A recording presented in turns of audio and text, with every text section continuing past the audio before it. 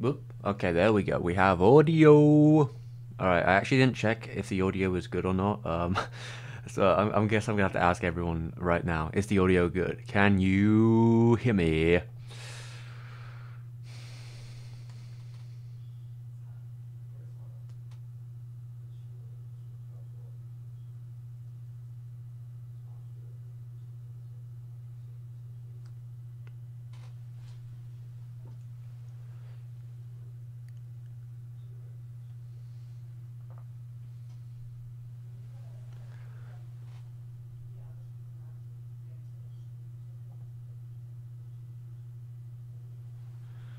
Hey, okay, we can hear.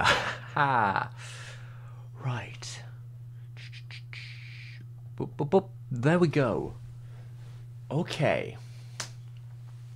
Let's get a little warm up there. Dab, dab. All right. How are we doing tonight, today, this evening, whenever it is for you?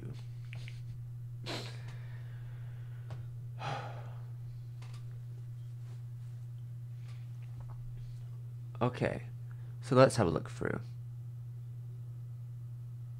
Hello, Shannon. It is evening here currently. Kind of evening. It is 7:30 p.m. if you can believe it, and it is a Monday. I think. I think it's. Is it Monday, people? I don't know.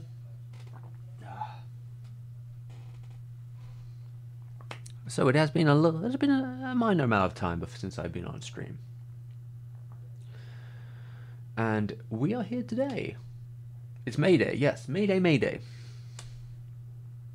But before the Star Wars Day, it's May Day. Right. So yeah, we're just here to do some mild updating and messing around because it's been a while since I've made a video. I have been working on videos. Rest assured, I have been working this whole time since the last upload. One thing I worked on before I started this next project was on Core's reviewing every anime in 1992. There might be some people in the audience that hasn't seen it. I did two. Did I two? Yeah, I did two sequences in Core's video. I will probably link it in the chat just so people know where I. That was like the thing I did before I started this current project. Let me find a link to it and I'll pin it in the chat. What would be Core? There it is.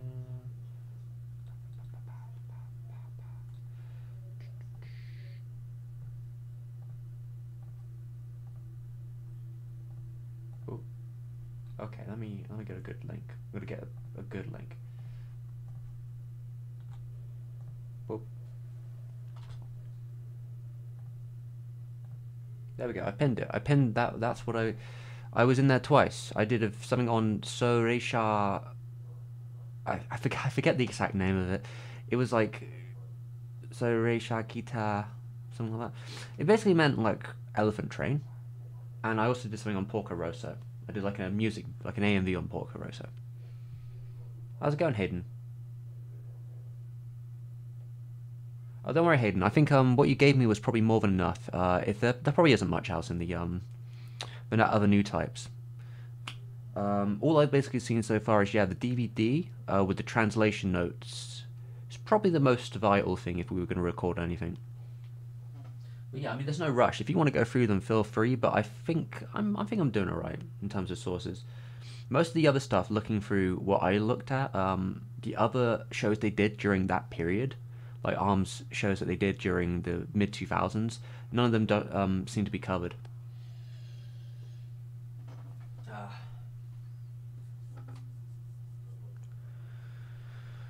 Right, now where was I on the chat? So yes, so the link in the chat now is the last thing I did before we started this current project on Studio ARMS is it was a commissioned video that from months and months and months and months ago. I said I would do it at some point after I'd finished certain projects. I thought it would be an interesting project. It's been very hard. I have had a really hard time doing it, partly because my wrist isn't very good at writing on paper anymore, and it's a long video. And I used to do all my scripts on paper because I have a really hard time focusing while on a computer. On a laptop, I'm too scattered. So like, it's usually more advantageous for me to actually do everything on paper. And then like outside of usually like quoting and research stuff, I usually make a document for, so that you can kind of get a mixture of the two. Like I can do my quotes, I can make a quote document which I'll record separately, and then the main of the script will be written on paper. But yeah, I'm probably moving towards paper, even though I think my wrist, I have to just go for it. Really, I'm going to have to suffer for it. But yeah, we've done up to 2004 currently, more or less. It's a bit rough around the edges, but there's plenty to go. But I think it'll be smooth sailing from here. Maybe I've written some stuff on paper today from 2004 to 2008, I think, which is more general. before I talk about another big topic. And looking through what we got here. How's it going, Fluggy? And Sunbro. I don't know if I said hello to Sunbro yet. And I was also going to say hello. Someone said hello from Korea. I hope it's nice at Korea, whatever time it is now. I mean, I imagine the time zones are quite different, but I hope you're having a good day. And light, is that Lydon? How's it going, Lydon?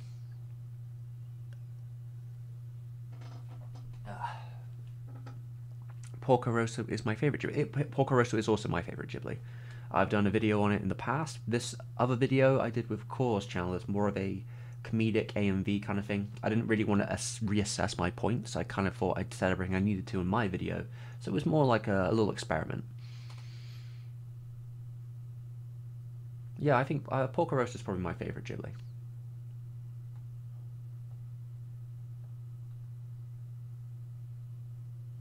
Ooh, clamp interviews. That sounds actually really cool, Hayden. I'm glad they have some I'm glad they have some clamp interviews in there. That's probably some good stuff. Yeah, the DVDs. I wonder if they've got anything in particular in the DVDs that aren't just like previews.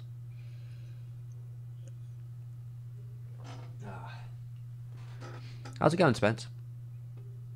You can always get a dictaphone if you're weirded out by your own voice. What is the dictaphone thing that you like? What does it like transcribe what you say? Is that what dictaphone does?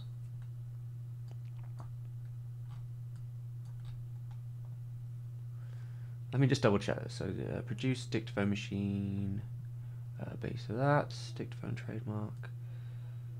This machine's not helping me, no. What does it do? I don't know, this is not telling me, this is not helping me. I mean, I'm not really weirded out by my own voice, but I don't know if it would be any good for me in terms of doing a script.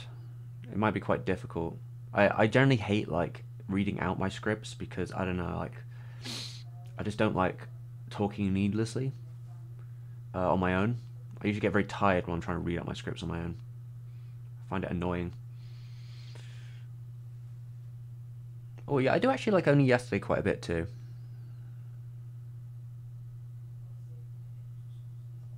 Am I an animator myself? Yeah, I'd say so, technically. I mean, I've done animation in my videos. If you want to say I'm an animator, yeah, sure.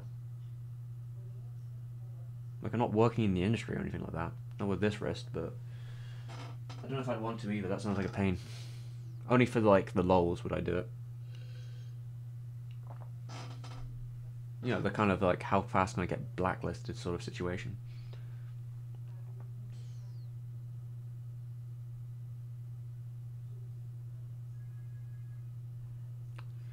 Clamp usually show up a lot in New Type USA, probably more than anyone else. That's interesting. I guess they were doing quite well at the time. They probably had a lot of popular titles hitting the West in the DVD boom. You know, with Sakura and Angelic Leia and XXX Holic. And I don't know, Clamp did so much in that period. It's what posh people take notes with. It's basically a posh recorder. I mean, if it's no different than a normal recorder, then it's no good. No different than my mic. Probably no good for me, really. How's it going, Gabe Newell? I am still alive. Unfortunately, I have been working very long. Just a very long period on this video. It's probably going to be quite long, I guess. I don't know. Currently, the number on the script is like 4,200 words plus, I imagine. So we're like 4,000 words in and we're barely anywhere.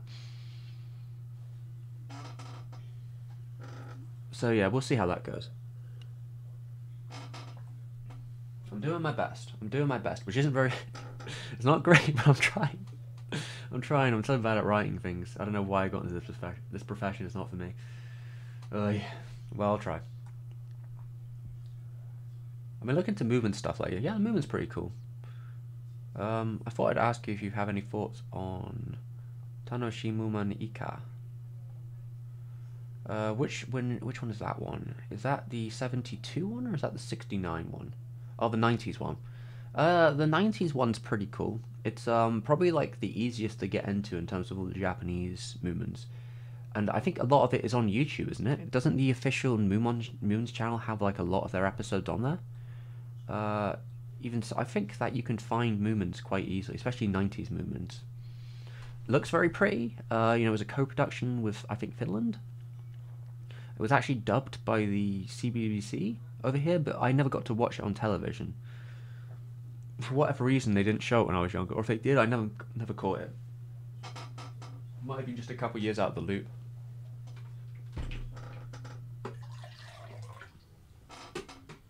I once saw, I think it was Moomins in Venice. I saw that one in the theaters once. That was pretty cool. There was a nice, fun little film beforehand of like one of the stop motion Moomins. Stop motion Moomins is really funny. I think that is a different country though, but there's a lot of different variations of Moomins over the years. I think Moomins is generally pretty fun. So anywhere's a good way to place to start, really. Wherever you're feeling. 90s one is pretty aesthetic. How's it going, Eric? Yeah, if it's yeah, it's probably no good for me, Sunbro, unfortunately. Do I have a gallery on ArtStation? I don't even know what ArtStation is. Is that like one of those newer trendy places people put art?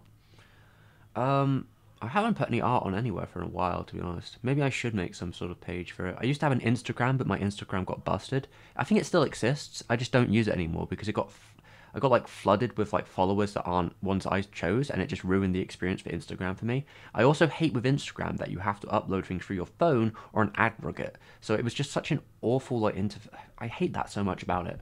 Like I think the experience of like looking for my friend's work on Instagram was really like fun, but like the process of actually getting work on Instagram was always a pain in the ass.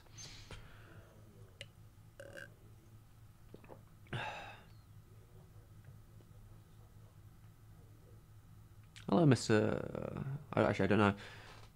Hello, Akihito Kanabara? Is that how I'm saying it? Hello, I've been watching your videos for quite a while now, and you seem to be diving into more artistic side of animation. I was considering if you had any interest in movie classics. Depends what you mean by movie classics. Are we talking about like Hollywood? Are we talking like Japanese classics? What do you mean?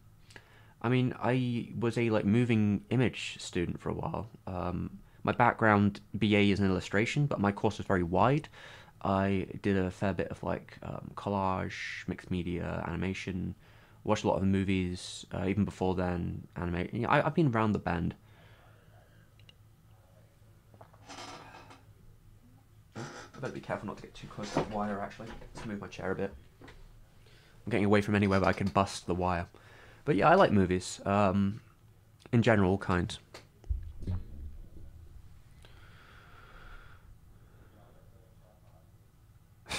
You should work for Ghibli. I am not that kind of animator.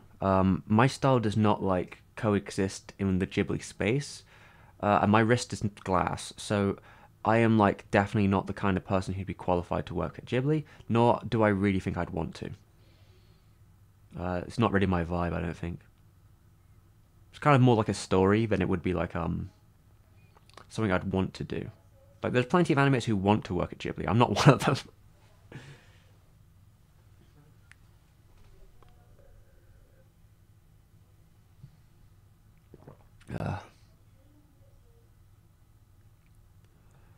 F. Were we effing?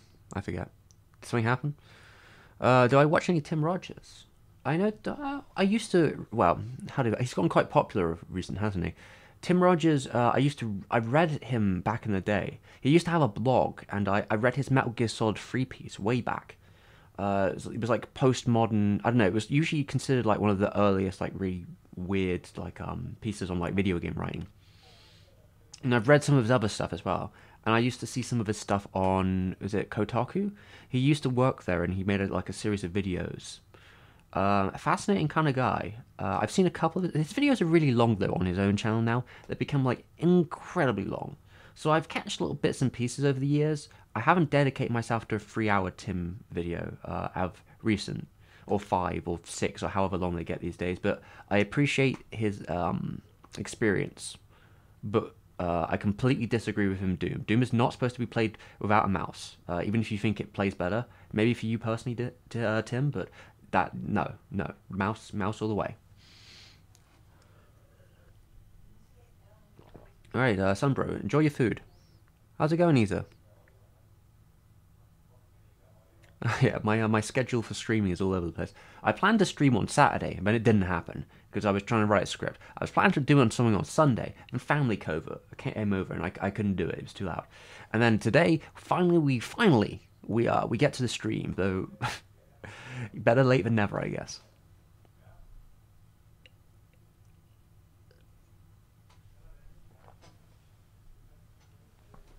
So ArtStation is like LinkedIn, but for artists, is it? Oh, okay.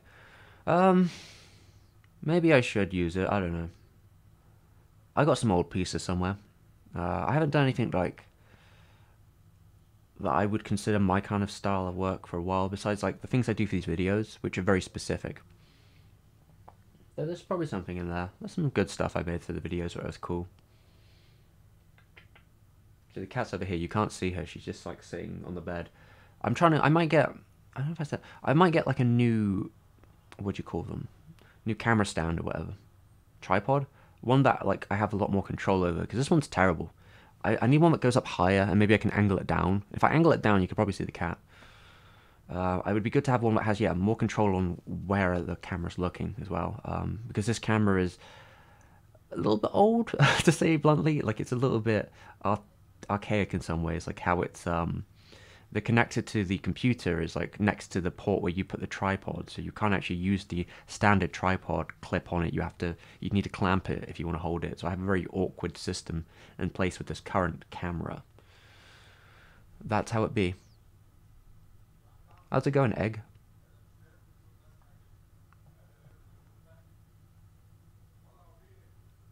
Effing you for taking so long. The arms video. Yeah, I mean, I feel the Fs. The Fs of my existence now. I live nothing but like a purgatory of this video's never going to get done, is it? Which is kind of annoying because I wanted the video that took me like ages to be the Arno video, because I had like an idea of having like a prep video before just to like warn people about it. But now it's just like I've disappeared, and I don't really plan to make the video for that now. But then we have the Nausicaa video. That might also take a while, so I just might be just like alludingly disappearing to try some stuff out, but.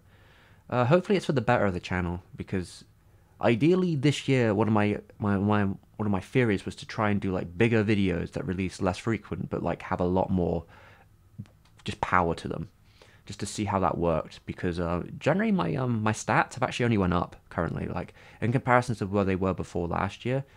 Even though I haven't released anything in a while, my stats have been doing pretty okay without me even doing anything. So I don't know, maybe I'm just in the luck now. Maybe it would do better if I started releasing more, but I want to focus on really videos that only I would do. I think that's my key right now.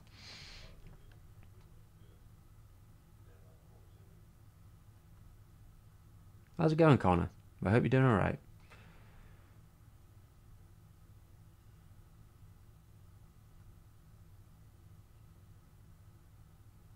I just saw Robotech the movie. Any thoughts on that? Robotech, I never. Well, is this?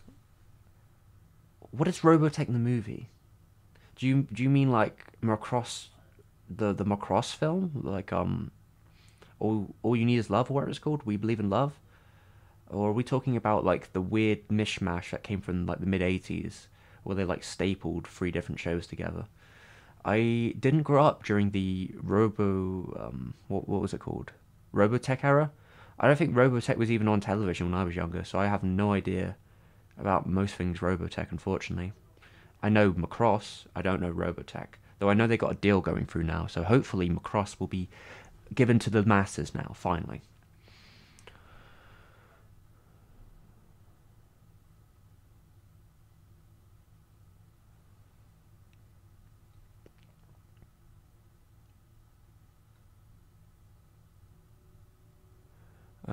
Sorry, where were we?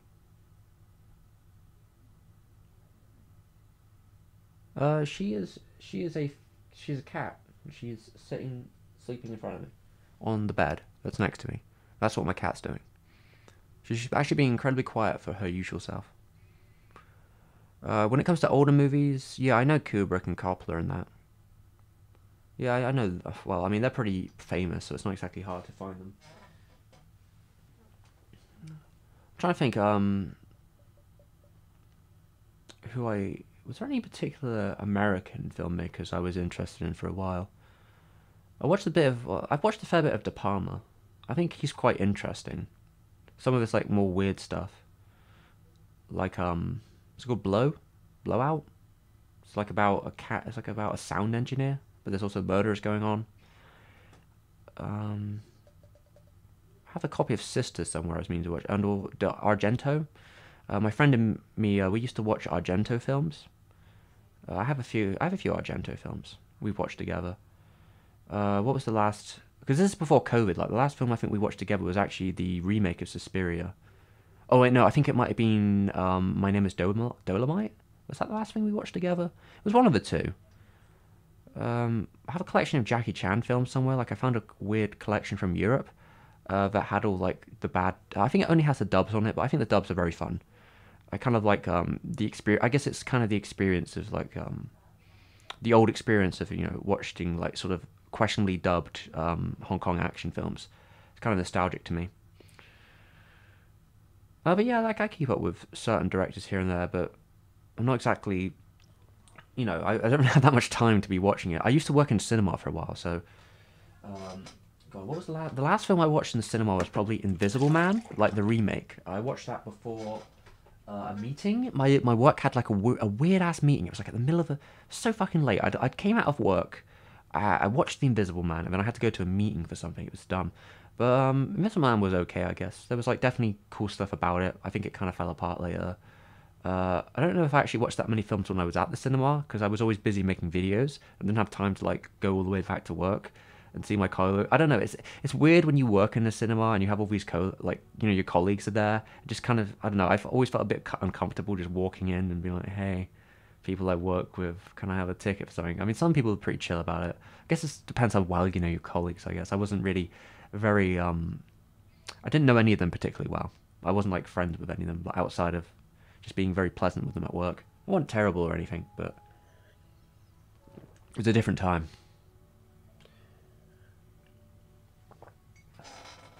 I do have a lot of other films in the other room, but a lot of them are like Kurosawa and I do have a fair few Scorsese films. I think somewhere maybe. Do I? Who else do I have? A lot of Miike. We have some weird Miike films. Usually, I pick up a lot of Japanese films because of the channel, and usually some of them are relevant to what I'm talking about. So that tends to be what I end up picking up these days.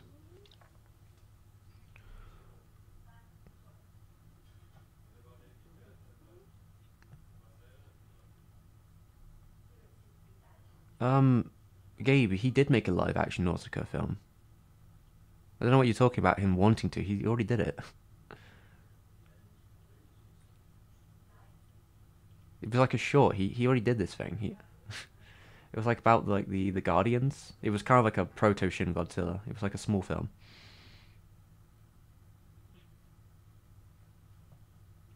And I think Miyazaki's pretty okay with like Arno doing anything Nausicaa related.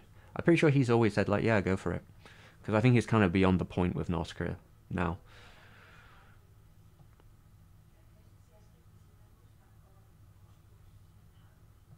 Yeah, Italian cinema, that's pretty cool. Taranowski. I think I've seen Taranowski. Taranowski is like Solaris, isn't it? I like Solaris. Yeah, I mean the first hour of it's kind of whatever, but I think the next two are pretty cool.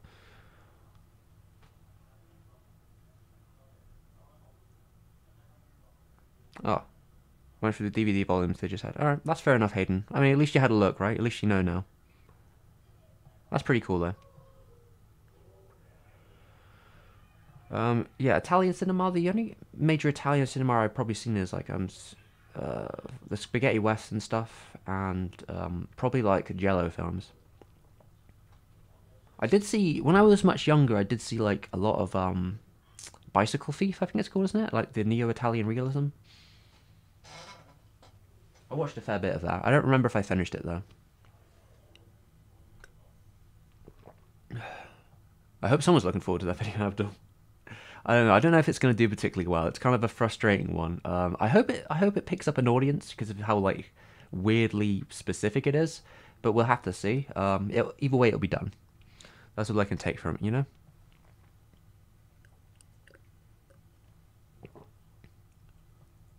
Oh, kanji course. Oh yeah, fair enough, my dude. Have a good one, Dai, if you have to go. Ah, Doji. YouTube thrives on regular uploads, but there's a market for really big, really good high effort videos, I think. Yeah, well, I mean, it depends what your audience is going for, right? Because if you, ideally, like, the more frequent updates you can do, the better, in a way. But, like, it depends if those uploads are something, it depends if those uploads are something that your audience actually wants to see. So, like, yeah, I mean, all right, the thing with YouTube, right, is finding an audience to begin with, and there is no, like, straight, like, correct way to be, oh, my cat wants to go now. Bye-bye, cat. There's no correct way of doing YouTube, but obviously there are definitely, like, you know, these people that will tell you about the master of the algorithm, that, you know, you should be uploading, like, at least once a week or 3 times a week or some stupid stuff like that. But that protrudes you to a certain kind of content, and yeah, there's just like a lot of factors there, and I don't necessarily feel like regular uploads is the kind of thing I'm interested in doing, because I feel like when you do regular uploads, there's only a certain kind of content you can do within that time frame, unless you have a giant team. You know, like you know how movies take years to create, and yet there's thousands of people working on them. But like, yeah, it depends what you're really going for. Because if you're doing like multiple uploads a week, you're probably going to be making some sort of like reaction content that's really low effort.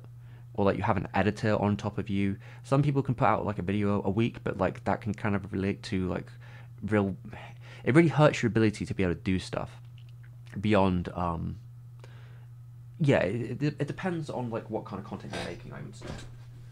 I do think that if you can find an audience, especially if it's like a crowd-funded audience that are really interested in the sort of big content you want to do, then you can master off like that niche. And because my content is already inherently niche, that's kind of the direction I feel like the channel will go into. But I will, you know, try and not make it too crazy. Like occasionally I'm gonna do like, I still like to do my December marathons, because I think that's a fun thing to do. Though I don't necessarily feel like the content of it's not like the quality of the videos individually is like amazing, but I think it's just like the experience of people watching along with me maybe, or just seeing me go through an entire studio and getting that experience. Yeah, I call it more experiential than I would do like think it's about like making great videos.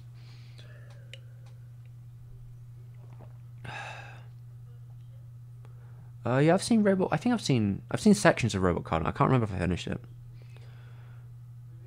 I know the one you're talking about. Yeah, I've seen the part from the Kite director because I had to talk about it in this video. Robotech the movie is basically Megazone 23 Part 1 with extra scenes from the cross. That sounds awful. I don't want to watch that. I guess most notable thing, this is Hayden, it was the shocking reversible covers, says so on the box, which I theorize would be some sort of marketing stunt. The reversible covers, is this Alphen Lead? Or is this in general? I mean, yeah, reversible covers are kind of always cool. I feel like more things should have reversible covers. A lot of the stuff I buy these days does, and I like that about them.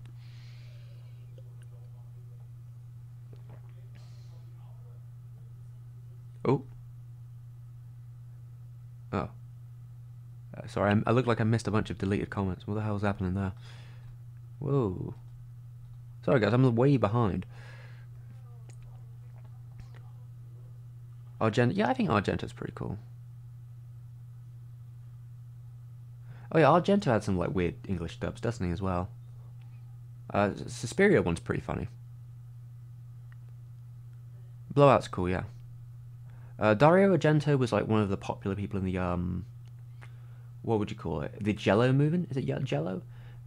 Like there were sort of these more exploitative horror films from Italy, like what's it called? Red? Oh, what's it called? It's like Big Red, is it? He did things like Suspiria, Deep Red. I think it's Deep Red. I'm forgetting the names of some of his other ones. He did a lot of films. Maybe I'll have to look them up for a second. They were all shot like, well, a lot of the early ones were shot on like that strong color, like that sort of, what would you call it, like Technicolor, especially Suspiria. Suspiria was shot on Technicolor, so it's very vibrant. Okay, Dario Argento. Come on, give me the names of these films. I'm forgetting. I have them. I own them. I probably shouldn't forget the names. But all right, so we've got Deep Red, Suspiria, Inferno. I also own Inferno. There's Tanabare. I think I might have seen that one as well. Yeah, he's got some of his early ones have like very cult followings, depending on like he's done some work towards like the early 70s, like The Bird with the Crystal Plumage. I think that one's definitely very cult. I know people like Edgar Wright's a big fan of that one. And yeah, Cat of Nine Tails.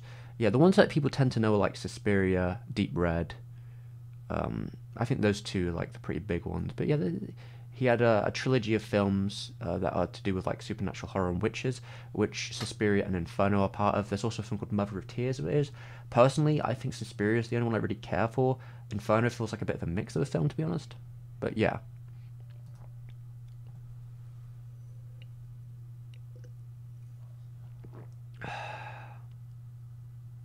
Greetings from Brazil. How's it going? Oh yeah, Ran from Kurosawa is probably my favorite of his films. Yeah, the color and framing is very cool, and like the storyboards for Ran. The storyboards for Ran are so just like amazing. Like the oil pastel kind of look to them all. They're very kind of makes me like if I could make a film like that, like if I was to make like one of those sort of weird like solo films, I think that was kind of the style I'd like to go into, like a sort of really rough looking, getting that feeling of the oil pastely roughness that he had in that film. I think that would be very cool, like that with maybe some inky sort of feelings.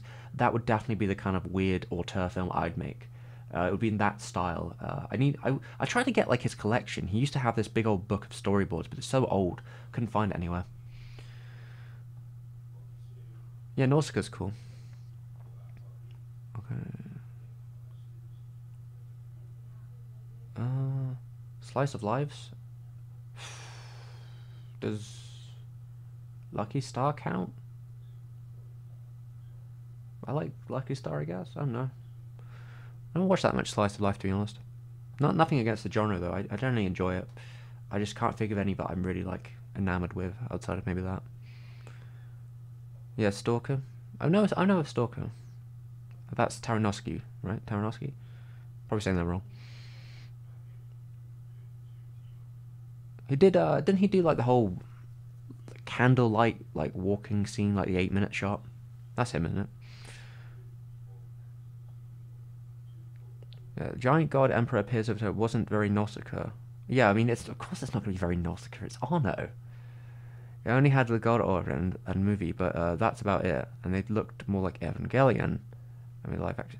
I meant an actual live, like a full live a full live action Nausicaa is not something I'd want to see, because that world is inherently like kind of unreal. And it would just be weird. I don't know. I don't think that like even Arno with his like highest budget could really capture. Well, maybe I don't know. It would be different. And of course it's gonna be different. It's not gonna be Miyazaki when you're doing it with Arno, right? God, look at those deletions. There's a documentary on Taranowski where he's up on a tree or something, and it looks really extra. That's very funny. Oh yeah, I'm sorry. It seems like there was a bit of a mess in the thing. Thank you, Hazel, for cleaning up.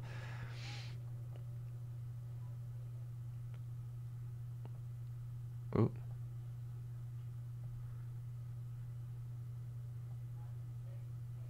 I don't even know how to put on slow mode, guys. I'm sorry. What is slow mode? I haven't got a clue. Sorry, guys. Oh, thank you, Manif. Thanks for the comments on the content. I appreciate it.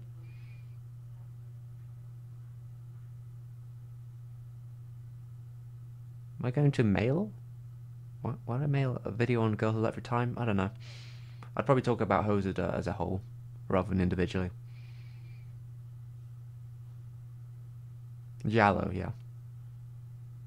Oh my gosh. One second, everyone. There we go.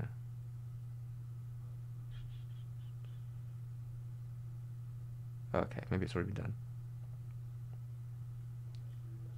My hand's still.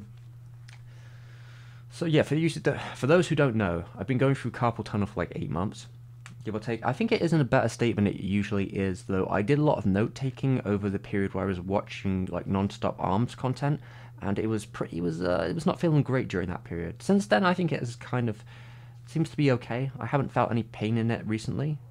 It's more just like a strain I've got to be a little careful with. Sometimes it goes numb, but the hand's been doing okay, to be honest. And I've been writing today, and I haven't felt any like particular. It hasn't been particularly bad. I think it's slowly getting there. Hopefully this means it's getting better, like very small, like very incrementally. But I think we're getting there. Yeah, Argento has great mise en scene and like lighting stuff, at least in the early days. The remake was very different. So like, if you're going for Suspiria's remake, expecting something like Suspiria, they're like pretty much two completely different films. Like, there's very little to do with each other outside of just like the content of like, I guess, context. Everything else is completely different. I think Suspiria, the new film was fine. I guess it's just it's different, and I think I can appreciate that in a way. I'm probably a bigger fan of the original, but I guess that's going to be up to your preference. God, why have we gotten so many crazy people in the chat today? Yeah, but a lot of people do like the remake quite a lot, and the ending scene's pretty wild. I did like the Tom York soundtrack. Why is my chat turning into...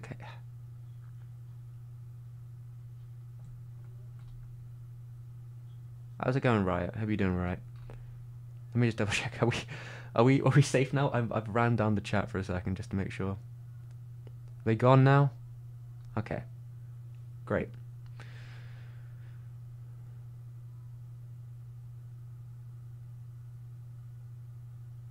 I liked how Fistful of Dollars is just Yojimbo in the Wild West. I used to like spaghetti westerns quite a lot. I did a project on them when I was in college. Here's the thing though, like, if I remember right, Kurosawa actually sued, or like Kurosawa, whoever owned the rights to Yojimbo sued, is Leone, right? Sierra... Is it Leone? Or is it Leone? Leone.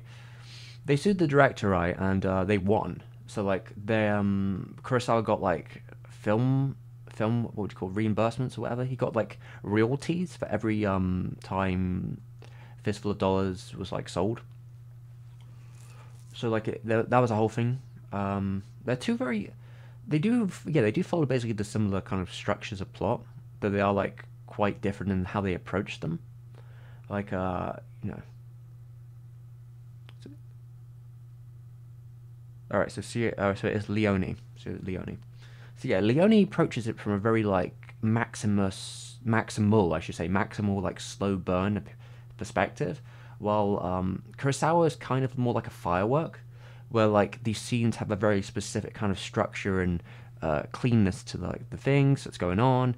It's all very extra, and then the action is just like it slaps really fast and really hard, and then it's just done. I'm probably a bigger fan of Yojimbo, to be honest. I feel like Yojimbo is like it's a difference in perspective in career, right? Because Leone at that point was like still kind of new. He was still a little bit more fresh. He'd kind of been around. I think he'd released one other film beforehand. But like I think he's still trying to find his language. Where at that point Kurosawa was already like very established at what he wants to do in a film, and had done a lot of films that people consider like classics. Because like, he'd already done Seven Samurai, he'd already done like Rashomon, and a ton of other like films. Like I'm a big fan of Throne of Blood. So like yeah, he already had quite a library. Though I actually probably a bigger fan of the sequel to Yojimbo, to be honest.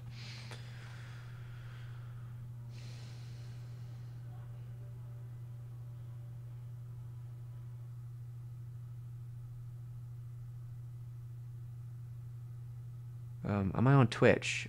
I don't know how to dual stream, if I'm honest. Maybe I should dual stream. I don't have enough screens. I don't have enough screens to check up on both. Like two chats. But like in my experience, I have tried Twitch before. I'm out of water. Ah, the curse. I'm out of water. Maybe I'll get some more in a bit. Yeah, I have tried doing some stuff on Twitch before, but like I don't see like viewership retention. I mean, I don't see people coming from YouTube to Twitch, and that would basically involve me like rebuilding a whole new audience, and that's just like it's not worth the stress because I stream to kind of like decompress and chill out and just to sort of hang out. That's what I do it for. I don't really want to mess around with like more of the technical stuff there. I mean, I could if I could dual stream, I'm sure I probably could, but the issue for me probably more so would be that yeah, I don't have two screens or like a setup where it would be very easy to keep up with all the chats. I can barely keep up with one chat, so yeah, it's not really for me.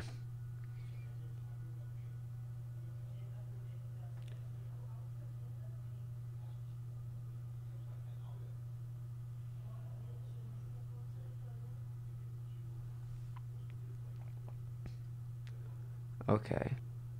Um, Shuji Terayama, Shinji Terayama, Japanese poet. Wait, what were we? Sorry, either what were we talking about him? Was said to have died because of the cursed Japanese poem he read. Oof, that's a big oof. Sorry, my man Shuji. Yeah, I mean, I don't know if Tom Jurek actually has Tom York ever done another soundtrack besides Suspiria. I feel like that was his first.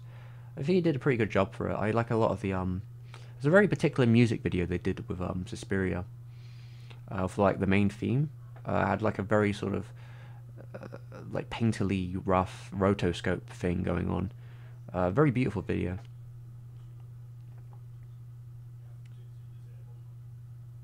Abdullah, if your hand has been hurting, you might want to go see a doctor or do some stretches or give it a rest. It's like multiple factors of why your hand can be hurting, but you don't want to do more strain on it or damage than is already happening.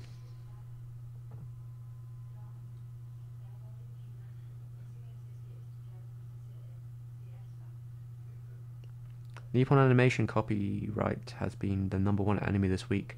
It's worse when OST or BGN music channels are taken down. That's unfortunate. Before I started the stream, I found out that Toei, little bastards at Toei, they gave me a strike on a very old video out of nowhere. I've never seen Toei give a strike on anything, and I've covered a lot of Toei stuff over the years, so it seemed really weird to me that out of nowhere, an old like Captain Harlock video for I think it's Arcadia of Youth just got like hit. I need to like fill out the forms later on, which is gonna be it's so painful. It's gonna be annoying to have to fill that out all over again. But it's really weird for that just to happen. But like I should be able to sort it out. It's just more annoying, and I hope that like in this period of time where I'm gonna have to wait, which is like the next 2 weeks or whatever, that nothing like else gets hit, or it's just gonna be like yeah more annoyance, more stress. But yeah, I'll have to sort that out after stream. I didn't even know it happened because I haven't been checking emails, I guess. Usually stuff like that doesn't happen.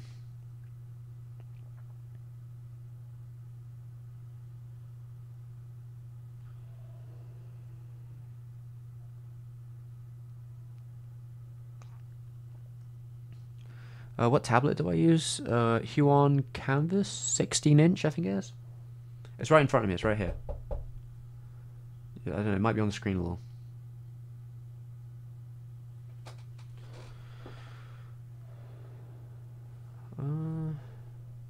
Yeah, Sanjiro is the sequel. Yojimbo versus Satiochi. Satiochi? Is that the blind samurai, right? I didn't see that one, I don't think. Wait, is that... I'm not misremembering this, right? Yeah, it's like the blind samurai. Satoichi. Satoichi, yeah. There's a lot of films of Satoichi.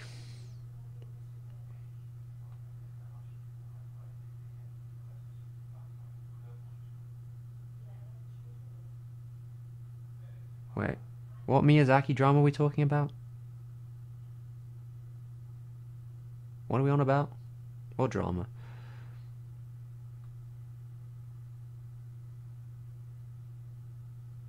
Oh, so is it Shueisha? Well, Shueisha does Shueisha own Toei? They seem to like work with them a lot because Shueisha owns Shonen Jump. I'm not sure if they own Toei or connected to it.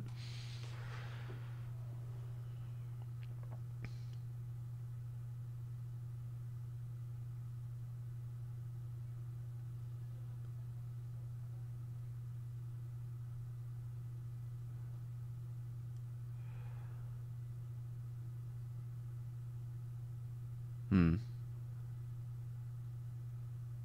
Anime dubs reading subtitles gives me a ton of anxiety, but of course there can be a difference between good and bad.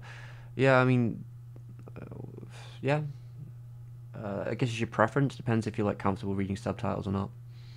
I think some people struggle with subtitles for multiple reasons, which is fair enough. Which is why there's always good there's an option for people who do. Wes Anderson directing a samurai film. I don't know. That would be a very weird experience. Hmm. I don't know. I don't know if I'd want to see that.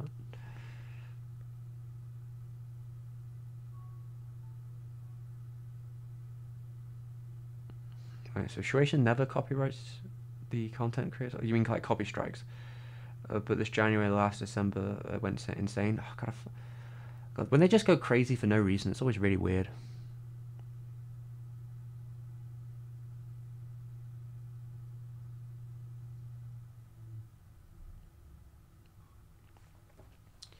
Um, I don't have a letterbox account, I'm afraid. It's the Anilog deal where the GP companies partnered up with officially to upload anime on region locked YouTube, but it's like TMS levels bad. Ugh. I thought Anilog didn't have that many things on it. I think I've seen Analog. Isn't Analog where is it? Oh, not that one. Or if I can find it. Anime log? Yeah, anime log is. I don't even know if they. Do they have anything Toei on there? A lot of this stuff is quite old. It's usually like the bin of whatever they don't think they can sell to streaming services, isn't it?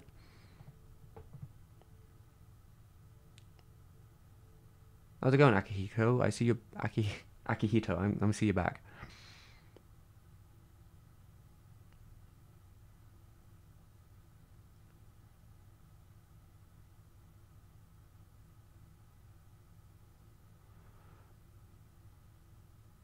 Um, they got all of Digimon recently. Did they?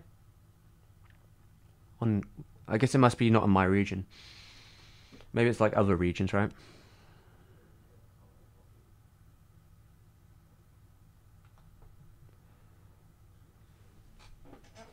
Right. Do I have any water left in here at all?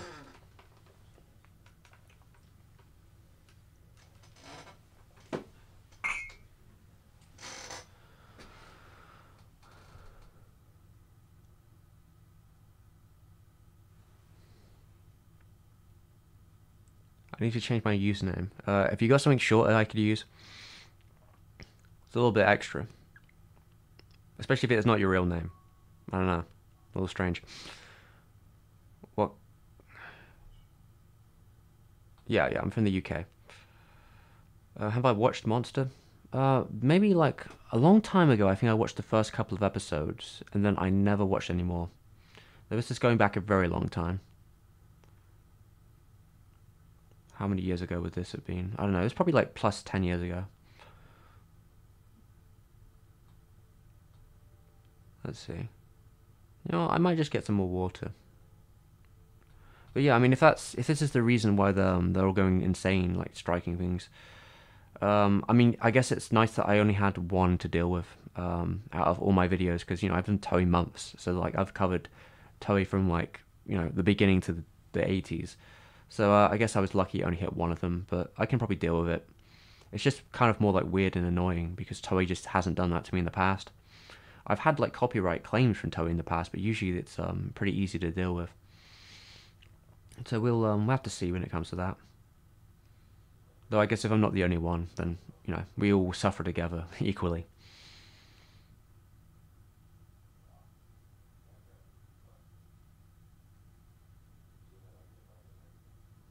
Call me Konstantin, Konstantin, Konstantinin, Konstantinin. Okay.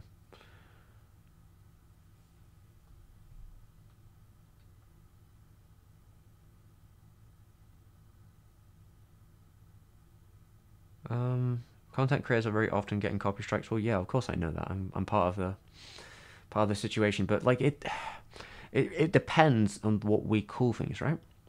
Like when you get a strike is a lot rarer. Strikes tend to happen rarer and usually sometimes under like a guise of three other like claims.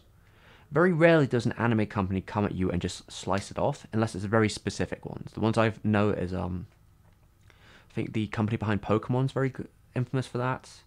Whoever covers Yuri Camp as well. And of course Ghibli. Ghibli is very particular about just claiming, like just striking whenever they find something that you've done. They don't give a shit. They just go for it. Or whoever they've hired to like deal with this stuff, they just. Now, most situations you can deal with these. It's just it's more annoying and long-winded, and I don't really know if there's any like solution in the situation.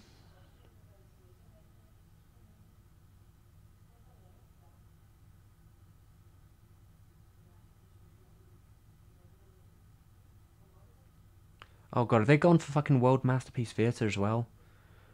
I did actually think about doing maybe Heidi or Conan. If they're going to be annoying with that, that's going to be so frustrating. I mean, to be fair, sometimes it's easier if they just strike the video because then at least I can get it back in a couple weeks.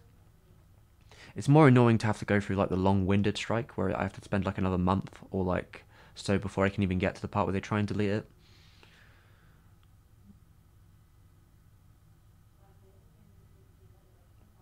Legend Glitcher, Air Production. Thank you for the subscription and like. I appreciate.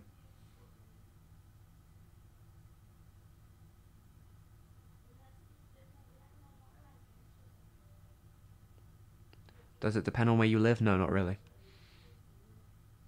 Monster's like it's like a manga, right? Monster. It's a manga television, well, anime television show made by Madhouse during the mid 2000s, directed by a very specific. I think his name was Kojima. Also, the person behind what's it called these days? I don't know, the one where there's like the small kids that are like explorers into like the abyss. Made in Abyss, that's the one. He directed that one too.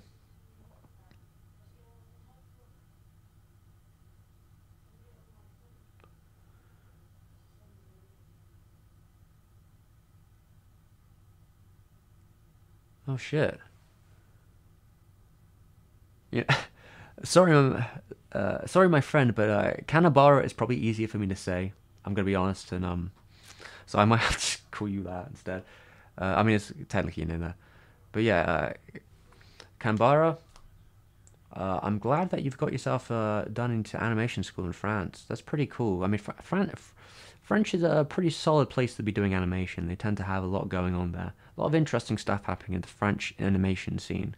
Although it still feels like it's mostly in its own circle. But to be fair, there's a lot of French animators that work in anime too here and there. So who knows what's going to happen there. But I hope it goes well. I hope. I mean, I'm actually going to be talking about at some point. I'll be talking about Fantastic Planet, which is pretty cool. Technically French, also but animated in like Czech. Yeah, I'm glad you got into animation school. I hope it is enriching for you.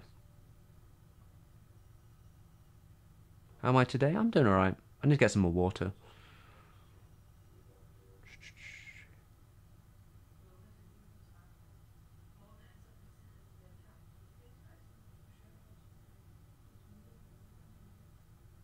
Alright, can of bar is good enough. I'll take that. But Japan's anime platform best in the world? What do you mean? What the platform best for Japanese anime? I've no idea what you're saying, mate.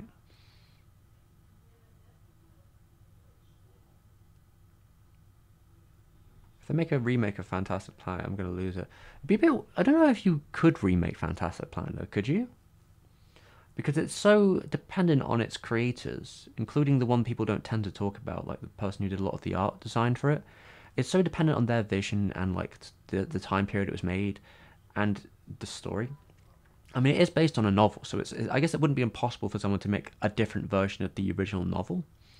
But it would just, I think it would probably ring a little hollow. Although, like generally, when it comes to remakes, they tend to like embolden the original in some way. They tend to at least give it like more of when something's remade, you tend to hear a lot more about the prior version beforehand, or it gets like a new release. So they do tend to at least help like bolster prior versions, even if I don't have to watch the remake. I can. But if the original gets a little bit more play, I'm happy for it to be remade if that benefits the original, even though like I'm very unlikely to actually watch the remake. Hydration is important. That is true.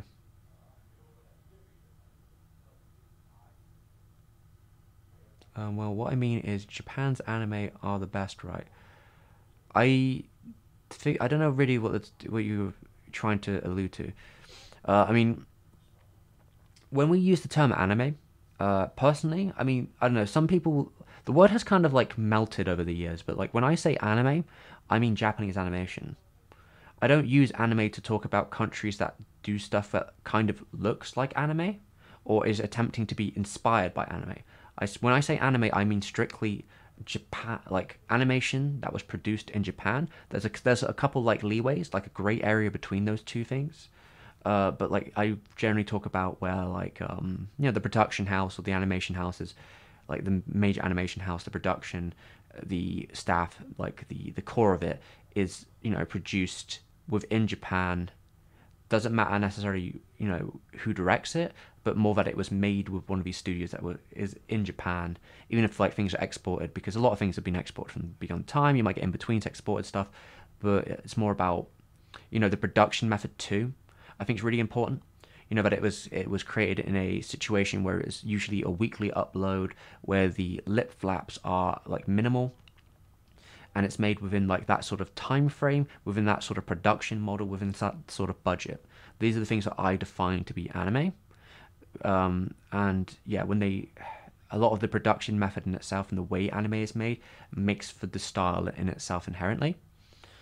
So yeah, I don't think it's really how something looks, because anime can look any way it wants. Over the last 50, 60 years, anime's look and design and style has changed rapidly. Different directors have different feelings for how they design stuff. It can look any way it wants to, but it has more to do with those things for me personally. So I think it's a bit of a false question.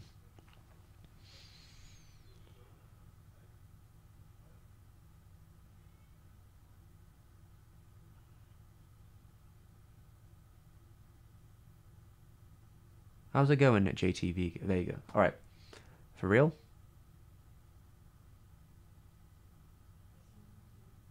I'm gonna get some water, and then I might come back. Maybe. 1 second, all right? You can talk amongst yourself.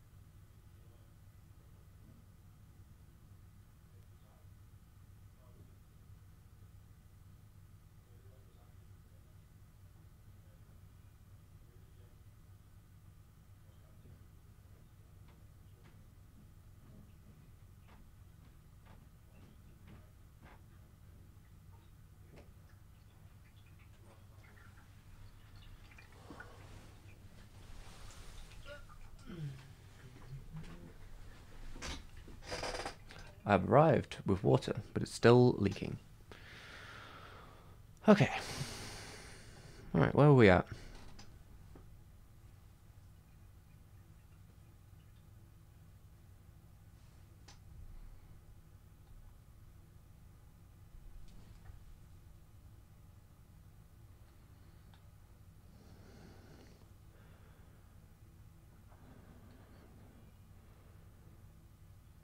Mm-hmm.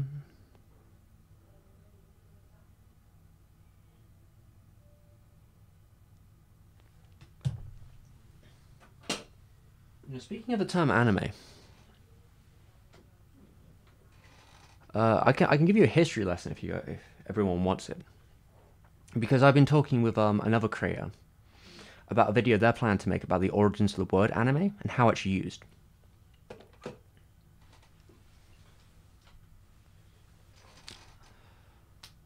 So yeah, Cynic Clinic has planned to make a video about where the term anime came from. And I can give you a vague cliff notes of the experience because it is a loan word and it came, it starts within Japan. And supposedly it started around the late 60s to 70s. This is like after Astro Boy. Had a lot to do with distribution. The word was created specifically because in the Japanese language, doga, or manga, doga and manga could be used interchangeably for animation. Manga can mean a lot of things. It can mean cartoonist, it can mean cartooner, it can mean the book, it can mean the drawings. But you could also use it to talk about animation because it's a wider use in Japan. So there was a time where things were called manga movies, but they didn't call Toei Animation or Toei Anime. The name that Toei took was Toei Doga. Doga is the traditional word in Japanese for animation.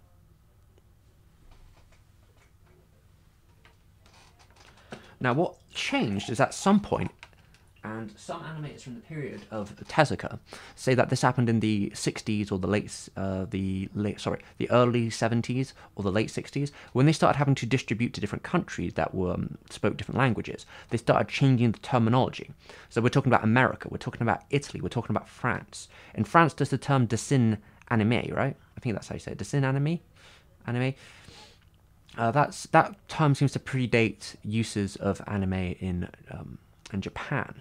But obviously animation is just shortening animation, right? So these terms really took hold, especially the term anime in Japan really took hold in about 1978.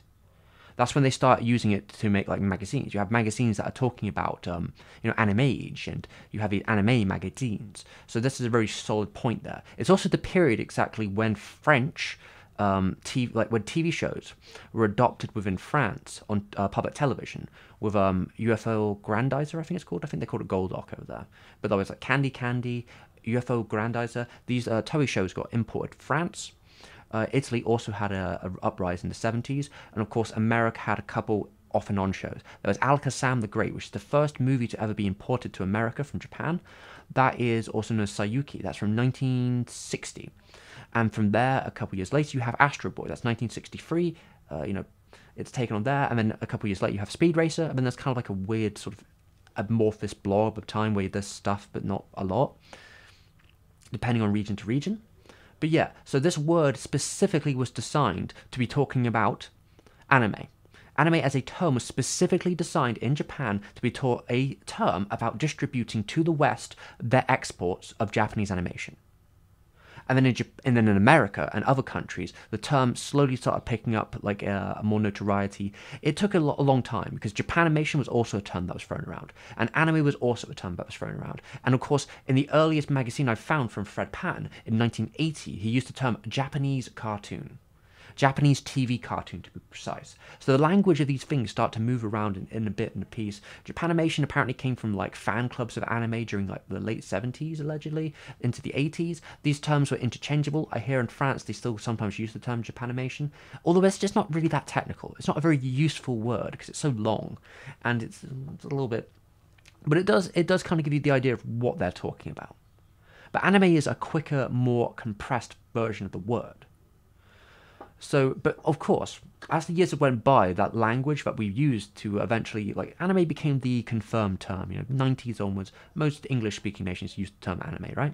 And that became the confirmed term. Of course, it's still a bit here and there, like say for example Manga UK or Manga Video, Manga Anime, like the biggest distributor for that stuff in England took the term manga because at the time when they started like distributing and becoming a company, 91, 90ish, it wasn't really confirmed that anime was the term yet in at least England, and they never really used the term anime or like manga when I mean there was manga videos, like these are manga videos, that was how they branded themselves, that they tended to use like weird terminology while talking about it, like a futuristic animation entertainment, something like that. But yeah, as you can see, these things go. And now here's the problem, right? The contentious came in the mid 2000s when you have a lot of American cartoons that start getting influenced by anime and start using that terminology. One of the biggest predominances of this might be like Avatar: The Last Airbender, or if we go even further, we talk about Netflix. Netflix has started to commercialize the term anime to mean whatever they make.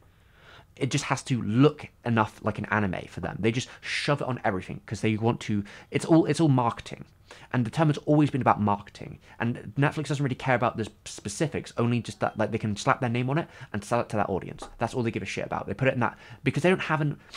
Netflix doesn't have a category that's like Netflix animation. It has the anime category, and there probably is some animation category that's over here, but they want it in the They want it in the anime category, not the Netflix animation category. Those are two different things to them. That's two different audiences they're selling to.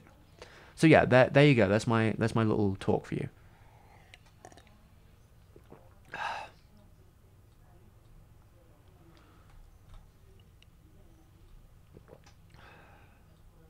Water's good, guys.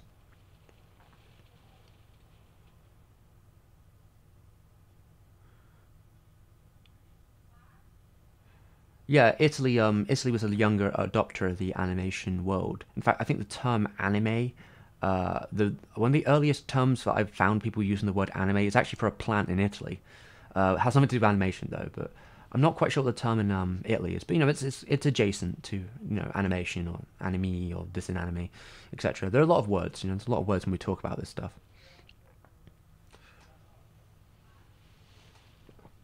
Yeah, but I guess it's also worth bringing up that, like, depending on how you define it, in Japan uses anime quite broadly sometimes. It depends who you're talking to. Like, historians may use it differently, but anime can just mean animation in Japan within certain contexts. However, if you were being specific, you would say kaigai anime, which means foreign anime. So, like, Avatar: The Last Airbender is a kaigai anime, which means it's a foreign anime. Although, like, you can just use the term anime as like a loose, like, thing as like animation, but the term itself was created specifically within the market of distributing to the West.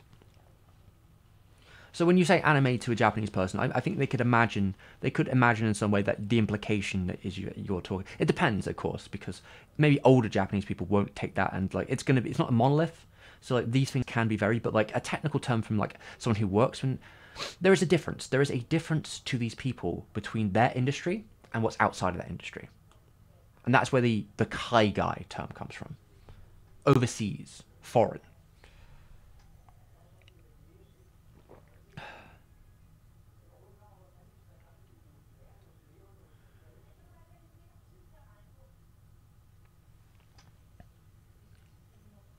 Yeah, Netflix will do it because they think it's a way of commercializing. They don't give a shit about what words mean. They will change the word to mean whatever they need it to mean.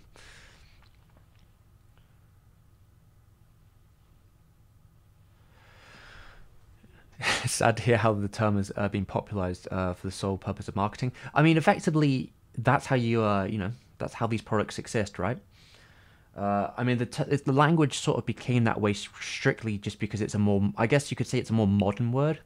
It seems to be it. Like again, there was some contention within these circles about what they're making and the words and stuff like this. There's a lot of different ways you can you can break an egg, right?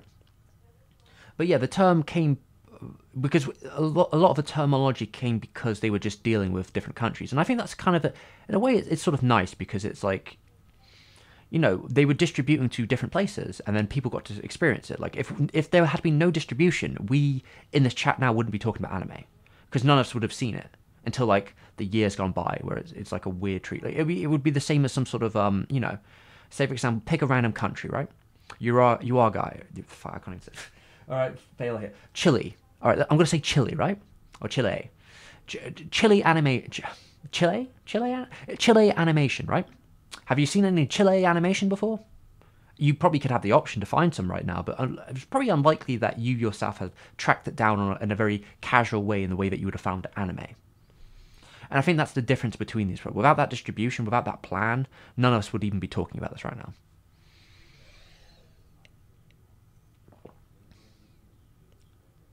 Yeah, a lot of shows in Netflix look like anime. See, again, the term "look like anime" in itself is kind of it's kind of hard to define because like, what does an anime look like? Because anime as a term is like everything. So like there's no specific look. I mean, there are definitely trends within anime, right? Like something could look like a 2000 and this is what 2010's anime tends to look like. You know, you could throw a bunch of them together and say like this is the sort of thing that happens in terms of production. So it's like thin vectorized lines, lots of like it's all digitally painted, a lot of After Effects compositing, usually like very specific types of light nowadays with like different layers, CGI compositing within it, and specific things that come together. The type of animation you might see, the way it all comes together. I don't know. It's complicated to explain. But like, there's no, say for example, Yuasa, right? Yuasa, when he goes like hog wild, his style isn't specifically like what you would expect from an anime when you, I guess, when you picture the stereotype. If your stereotype of anime was the stuff that you grew up with, and it's like, shonen anime or something, shonen anime, they don't even all look the same, right? They all have a different particular style, different particular looks, and they're all inspired by different things, Like, One Piece has a very particular look to it. And he takes a lot of that influence going way back to like very specific things like Akira Toriyama or is it Vicky the Viking? Like these sort of looks. Even like Nippon animation, right? A lot of Nippon animation, not necessarily what you'd establish. Like certain ones, especially, like you wouldn't necessarily go, "Oh, that looks like anime to me." These terms are very like liquid, and how we define how something looks can only be in like a stereotypical sense.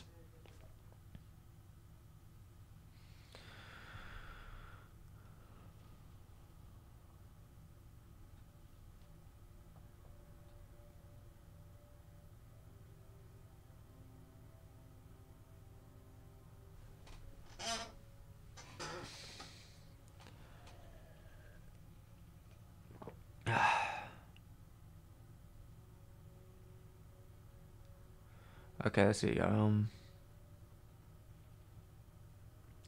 Creators getting their share from Netflix. Don't expect much. Don't expect anything. It's all down to the production committee if anyone gets any cash from them, as far as I understand it.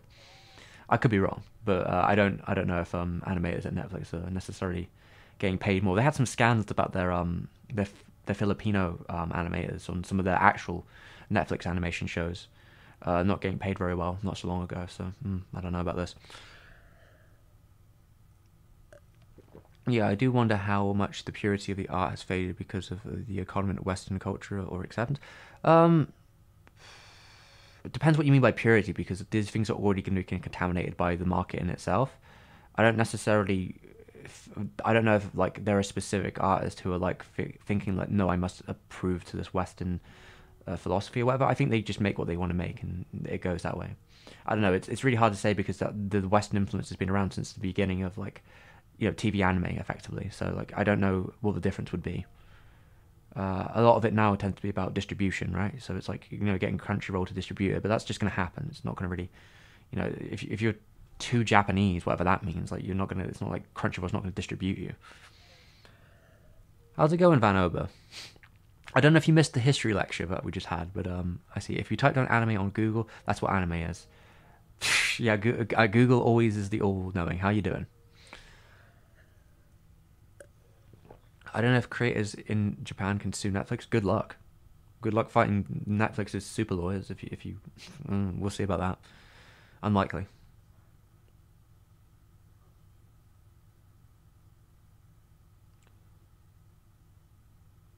Yeah, the Common CD San Diego were Filipino animators. They're the ones that are having a big problem. Sounds like, yeah, it's messy. You caught the history lesson. Very interesting. Nice. Dot, dot, dot. Yeah, I mean, there's probably more to it. I'll let Jaden, when he makes his video, I'll share it about, of course, and It's a very interesting history. I mean, like words only mean what we want them to mean, so things do change over time, and things are going to get messier. I generally use anime to mean Japanese animation. That's how I would tend to use it. It's just easier. Of course, there are like things that look like anime that come from France or America or Korea, but or like China, I suppose. But they tend to have their own like specific names for them in certain places. So, though I mean, you could always I guess put the precinct of French on top of them if you wanted to. I don't know. Language is weird and complicated and messy in itself, right? In the weeds of what language means is what we define it, and that changes over time. So,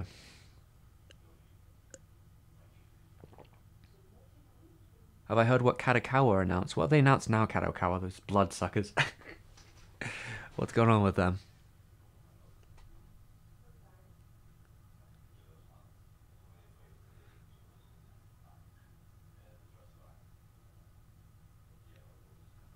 Um, Shake Cough. Am I happy with you? My content? Am I happy with it? I don't know. It's a bit of a vague statement. Are you happy with living? Are you happy with whatever? You know.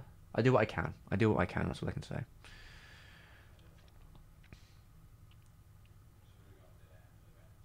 Oh god, what? Oh no, this sounds bad. Kadokawa aims to produce 40 anime per year until 2023, and they will use it to expand related games. Oh, that sounds cursed. That's so cursed. No, no, no. 40 per year? How are they gonna do that? I mean, I guess what they're just gonna buy up animation studios left and right. That's insane. 40 per year. They're gonna kill people at that rate. There's not even. How many are they making right now? There's no way that Kadokawa is making 40 animes per year. I thought the industry was at like literally its limit. Like it doesn't seem like there's any animators left to animate that amount of shows. If anything, they should be making less shows. How the hell are they going to make 40 shows a year on a weekly basis?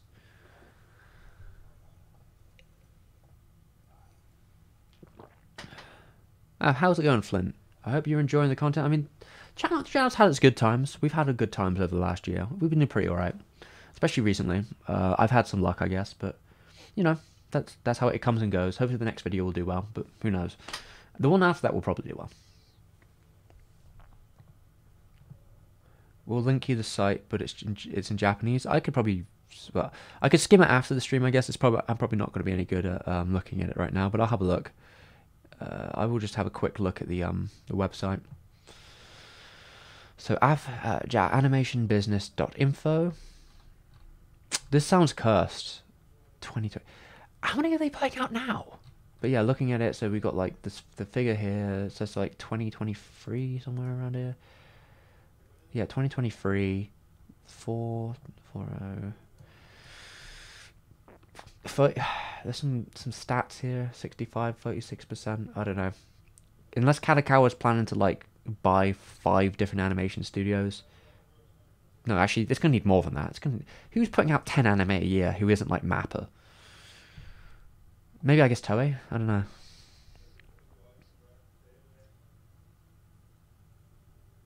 Did I ever get around to watching some Game Center episodes? Unfortunately not, Hayden. I will probably have to watch them after this video's done, because my day has pretty much... This is how my days go right now. You know, I wake up, I eat breakfast, I check Discord, and then I try and write all day, and fail miserably. That's generally how it goes, but I should definitely try and watch some Game Center at some point. Even if it's just with like dinner or something, just to like decompress. But it seems like it's my kind of show.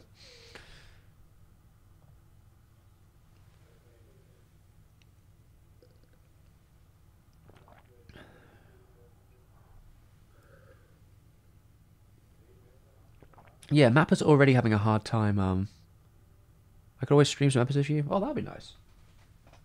We get round to it. To be honest, I should probably just stay off Discord entirely right now. I need to focus. I've actually, alright, because I've been drawing on paper today, I have done like a nice rough section for 2004 to 2008, and I will probably start looking. I need to do maybe a little bit more research. I need to look for that blog again for Kite Liberator. But we're getting somewhere, I guess. I do have the rough format for the in-between link, and I probably will have to do some refinements on the alpha and lead part. we're getting there. But at some point, I should totally watch some. Just finding the time. I need to really get cracking on the script as much as possible. But yeah, that does sound pretty cool. Yeah, I've been watching Game Center a lot while eating lately. Honestly, way more so than anime. That's cool. Let's see how many Twitter animators they do going to DM and exploit. Holy shit, can't wait, lol. Oh man, does that mean it's going to include you? I don't know, I fucking hate... Alright, I'm going to mask off this right now. I fucking hate Katakawa. I fucking hate Katakawa.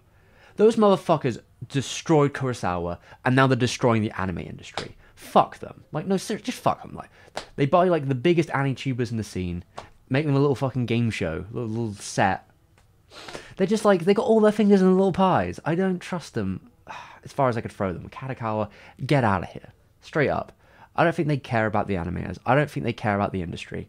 I think they just care about trying to increase profits to the most ludicrous amount, and they'll just do whatever they can to get there.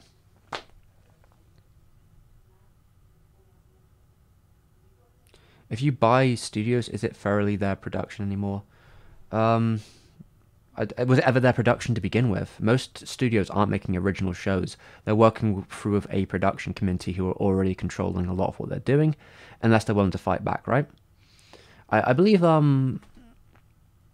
Caniper Effect, he talked about Mappa actually recently, and he was saying this, how like Mappa's like hands-off approach kind of lets like the production committee or whoever's like owns what they're like dealing with, that be the creators of Attack on Titan or the probably Chainsaw Man or something, like these bigger conglomerates kind of just run the roost, and Mappa doesn't really do much about that. But yeah, like there's a lot of behind technical stuff, but like if you're owned by someone like I feel like most animation companies are like subsidiaries of some other company. Even I think Ghibli is. I'm pretty sure it is. Like a lot of them tend to be like owned by a bigger conglomerate.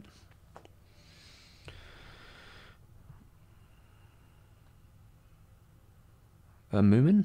Moomin's cool. How's it going? How's the cat? The cat is downstairs. She's meowing right now. She might come back up. But the way I've set this camera, you're not going to be able to see her, unfortunately. You will only be able to hear her. But when I get the new tripod, maybe, you might be able to see her again. I'll try and angle it in such a way that it's easier to see. She's probably going to jump upstairs any second now.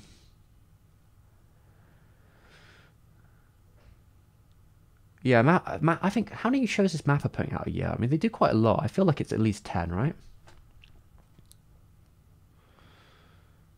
I feel that way. I don't know, it's too many. How many shows Mappa does seems to be too many for them. I don't know how you can put 40 shows out there. Jesus Christ. Oh, that's... that's too much. Oh my god, I don't know. This is like dominoes. I'm expecting it all to fall to bits. Just like tumbling down, you know? How's that going to work?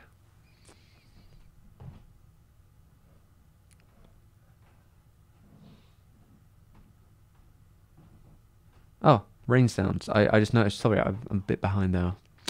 Rain sounds. I see that you said you want to lurk and chill. That's cool.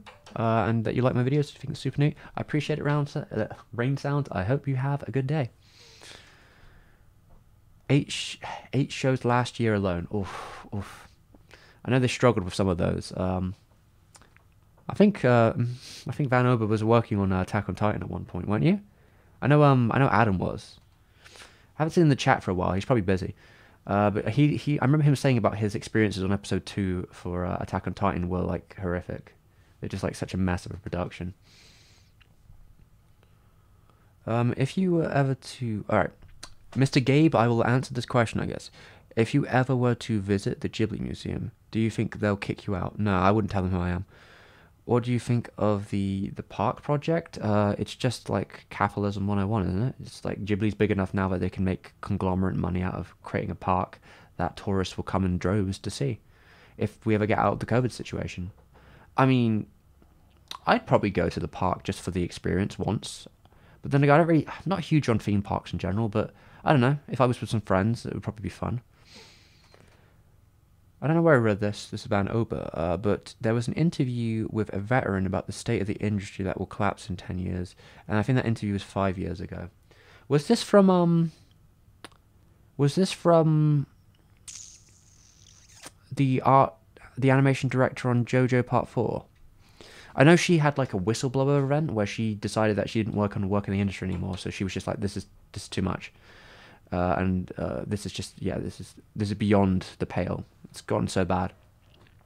And then she went to work in the game industry for a bit. I think she was actually on I think she actually did some animation direction for Jujutsu Kaisen. I think she did an episode for it recently. I guess Mappa will even take the blacklisted animators. They just need whatever they can get. I think that was just for fun though. I hope the production went well for her. I suppose one episode is not as bad as running a whole series. Also, I did not work on Attack on Titan. I was on vacation for a long time. Oh, fair. I know Adam did though, and he said it was pretty bad. Not sure, but I could see it happening. Well, yeah, it's definitely the issue because, like, you know, if you push your animators so far that like you can't get them because the pay's so bad, you can't get them to work, and there's just so many productions that you can't get enough people to work on them, and they're running too quick because weekly productions are just not like healthy. I mean, I could see the whole industry falling apart. Absolutely. It's really the key then is how you pick it back up again because maybe the current systems of how it all works are already beyond fucked and that maybe we need to make maybe we need to throw it all out and start again and try and make something that's more ethical for the animators and the people working there. I would be behind that because why keep an industry that in itself is just like feed it like an Ouroboros, the industry is eating itself, and I don't know if that's something that's worth saving. I don't need weekly anime. I don't need animators to die so they can draw a couple pictures. I would be happy for it to be less often, paid more. I'd have no issue with that.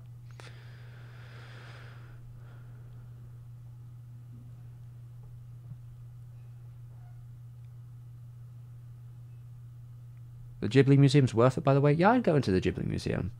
Come on, I'm not arrogant enough to think that the Ghibli Museum know who I am anyway. So I'm sure it'll be fine. I'm just some white guy, right? Just some gaijin.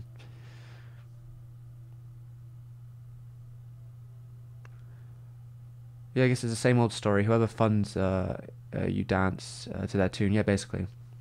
You can't be creative, but if you don't have the money, you can't create anything. Yeah, I mean, that's just kind of like the battle of a creative, right? Like trying to get the money to do something, but also trying to fulfill your artistic, goals. I think some people find that line. It's not easy. I mean, even within like the YouTube parameter, like that's the game you have to play, right? I can't make videos about like animation from 1917 and call it like random weird titles, you know. I can't like do the most obscure and weird stuff all the time if I expect to have a viewership because it's like very rare that stuff would get a viewership. Am I banned from the Ghibli Museum? No, I'm not banned at all. Don't. He's just joking.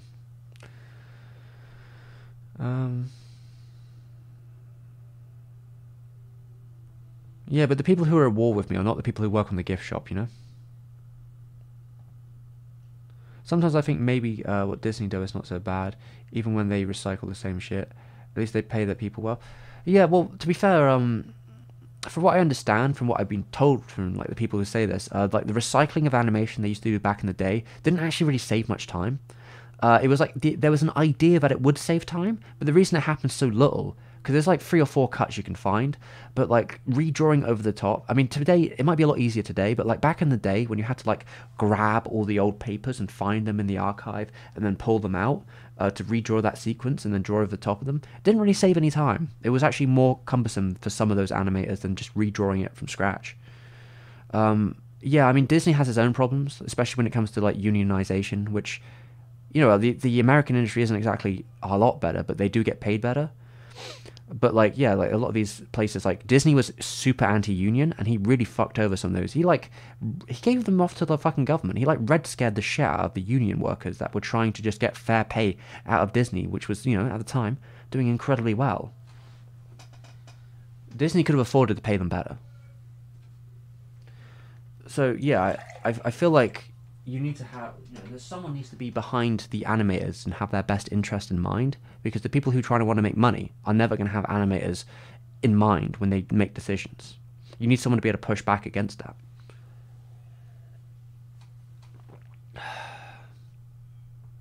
It's truly sad that hard-working animators have always got such a crap deal. Yeah, I mean, speak for all creatives, unfortunately. It's not even unique to animators. If you talk to game designers, if you talk to graphic designers, if you talk to illustrators, it tends to be pretty rough for you unless you like gain yourself a bit of a name. It's all pretty rough, but you know, people do it anyway because they're very passionate, and you know, it's just how it be. They do reserve a lot more respect for what they do because, you know, as someone who's been in there, like, you know, you can fuck yourself up pretty badly. You know, carpal tunnel is not a good way, and there are stories about animators who like can't use their hand again and they have to relearn or retire. It's pretty horrific. Like, you know, you're like doing this stuff like freelance or long term, like you will be busting your body up. Like it is a lot of strain to put you under. It's like a trade-off. Do you want to create dope shit, then work on anime? You want to get a pay well, you work on the West. Yeah, that's true. To be fair, sometimes if you get the right like the right job, right, the right project, you could do some pretty cool stuff in like a Western cartoon too. Like you sometimes I see some pretty good cuts here and there, but most of the time you're probably not going to be doing that. Yeah. Oh, you meant the remakes and milking? Yeah, that's fair. I thought we were talking about the yeah, they used to like trace over old stuff back in the day. But yeah, I mean Disney has its own problems, I'm sure. But like I imagine, to be fair, none of them even do 2D anymore, right? Like Disney barely does any 2D work anymore.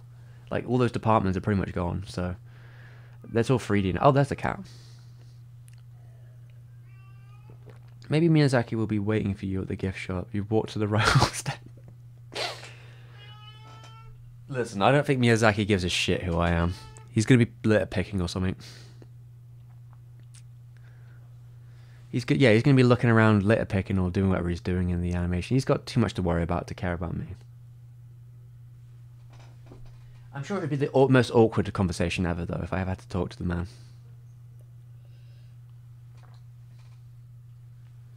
Though I do think it would be very funny. It would be very funny if he was that confrontational. I don't think that would happen, but just the idea of him being like that confrontational to me makes me laugh a lot.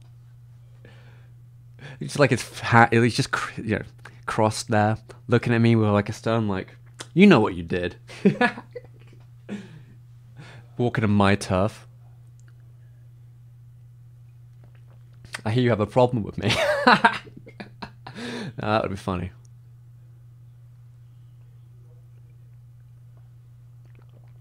Yeah, I did see the trailer for Castlevania Season 4. Though it seems like they might have had some trouble in Season 3. A lot of complications and all. Like the animation seems a little more inconsistent. I never watched all of Season 3, but I hope Season 4 goes well. I don't know who's working on it now. Is it actually still the same studio? Or have they got other people? It looks something about it that looks a bit different to me. I'm wondering if there's like different people on it.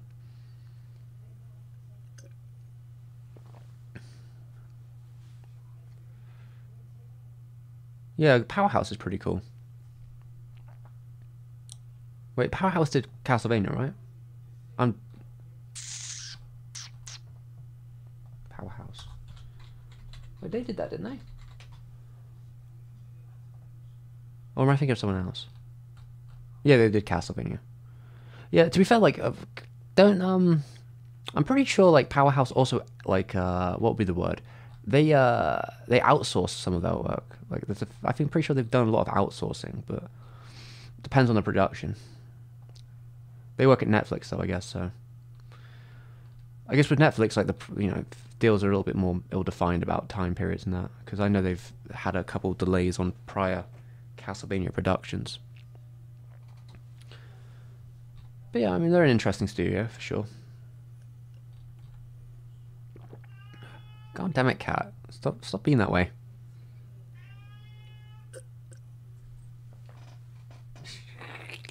Miyazaki X Takahata is my. You know, I'd believe it. I think that would be the greatest story written about Ghibli. Would be Miyazaki versus X Takahata. I'm sure that would be a beautiful story, a nice fanfic for everyone.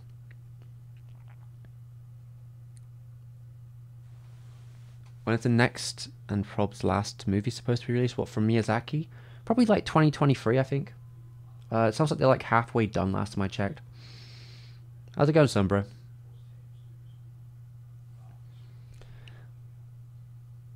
What do I think of Oda actually directing One Piece live action things himself? Wait, is he supposed to be doing that? No, there's no way he could be directing it himself, surely. Let me Wikipedia this man.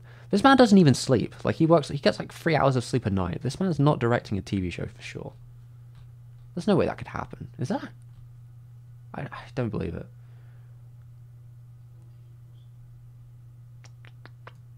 Manga, art books, films, other. Yeah, I'm not seeing it on his record. I don't know. Yeah, these. You. All right. I know we've talked about how like bad animators are treated, but you think these manga guys do much better? I was reading this interview like recently where it was like Toriyama was saying like how he used to sleep like sometimes he'd sleep 3 hours in 6 days. I'm just like, these people are like, this is like sicko mode abuse. Like these are some of like the richest, like most well-off mangaka, and yet they're working these ridiculous hours. Do they really need to release a weekly basis?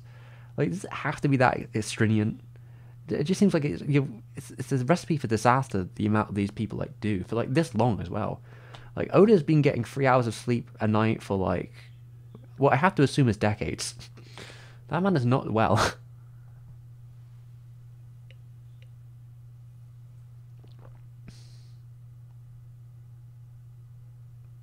I did a small. Oh, Oda, sorry, Oba, Van Oba, you did a small part for Powerhouse. That's really fucking cool. I hope they did. I hope they treated you well.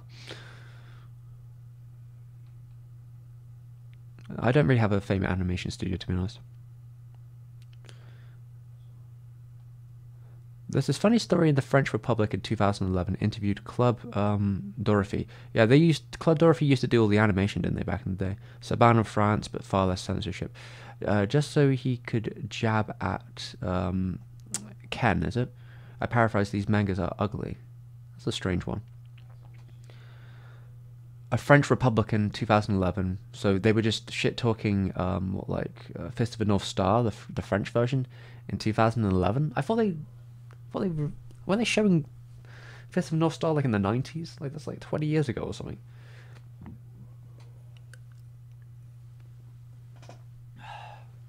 He has complete control on it. Well, yeah, but that's not directing. I don't know. Like, I feel like he's a producer credit, but that realistically, all right. Oda does not have time in the day to be fucking around with that. Like, he's probably gonna get some stuff sent to him through a fax machine, and he's gonna look at it and like give them the tick, like give them the approval sticker, or he gets to look at each concept design and give them the little tick. Like, Oda doesn't have time to sleep, let alone like work on the production in a heavy way.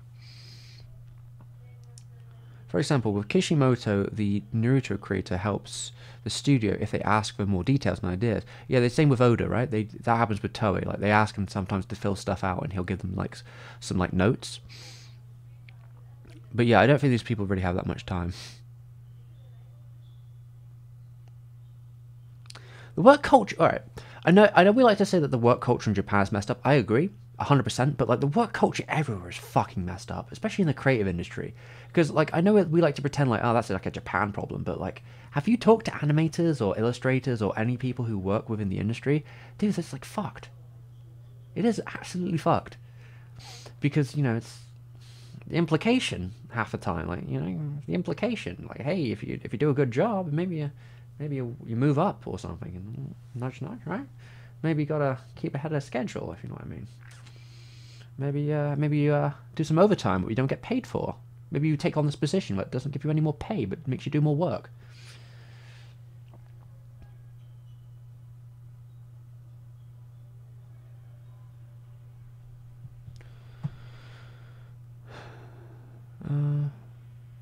Well, my question is, will the live action be better than other live action ones? Probably not. I don't know. Like, I don't expect like the One Piece live action show to be like this amazing thing. I'm fine watching the anime if I want to watch the anime. I mean, I'd rather. I don't know. Well, there's a weird thing with Oda, and this is more of a preference, I guess. But like Oda's like the way Oda draws his panels and like his layouts are so dense. I find them very hard to read. He basically just seems to like draw each panel individually and just slap them all on a page, and there's like 7 to 12 panels there that people just talking and punching each other. So like I do think there's something quite advantageous to the animation format, especially with Toei now. the Wano arc, from what I've seen of it, I haven't actually catched up, but like what I see with the Wano arc is like just great animation, just like really good production, really strong like direction. Like it's all pretty solid. Like I don't really think that the live action version is going to be able to compare to those levels, just because of the idea of like consistent language. Live action films have a real hard struggle with the consistent language of cartoons. Adapting the language of cartoons into reality is very hard to do correctly, and One Piece is a very cartoonish, very abstract world. It would be hard for me to believe that the live action version will really be able to capture the identity of One Piece within a live action format without falling into an uncanny valley or like a limited sense of like understanding.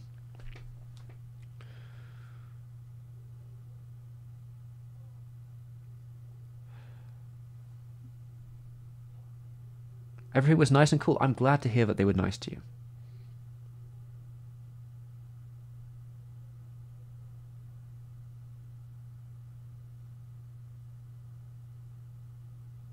Wait, what are you automating, Flint? I'm not really sure what the concept was, but you know, I hope it's useful.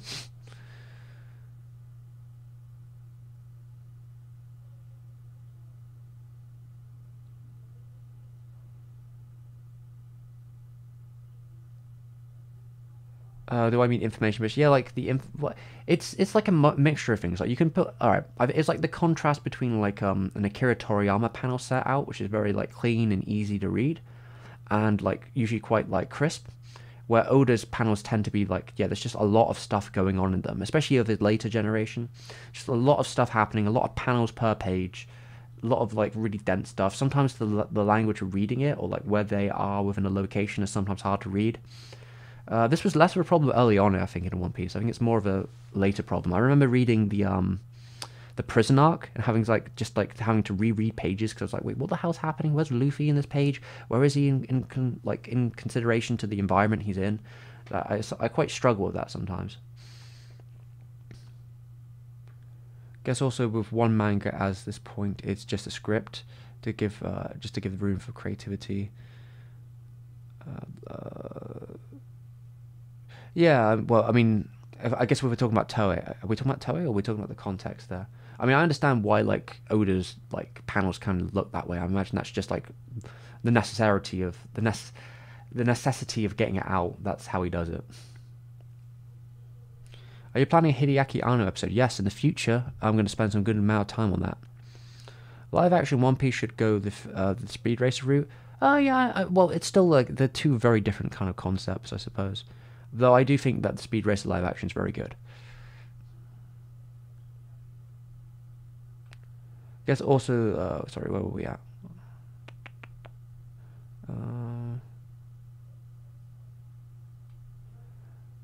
Hunter X. Oh, I don't think I've actually read any Hunter x Hunter.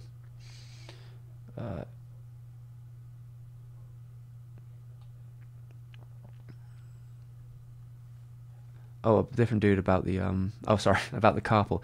Yeah, carpal tunnel fucking sucks.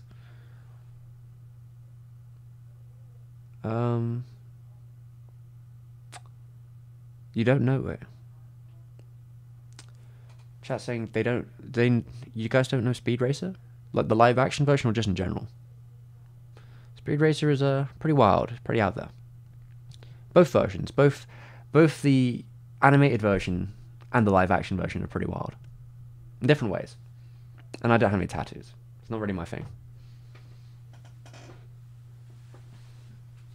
Water break, guys. Get you some water. Oop.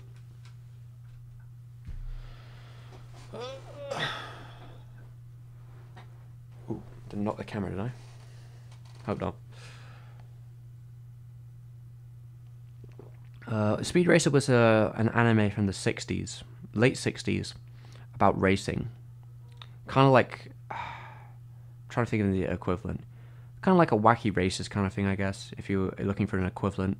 Just like more insane and with guns and beating people up and a pet monkey and like weird anime plots and a brother who masquerades as a different racer in a different outfit who died but didn't. You know, it's just pretty crazy. Like that, yeah, it's madness. Really, it is just madness. Like you can, I mean, if you go on Twitter, you could probably find some funny bits about it because, like, I think a lot of like, or even on YouTube, because I think a lot of like old clips from Speed Racer have resurfaced recently or have become more popular recently because of just how batshit insane that show is.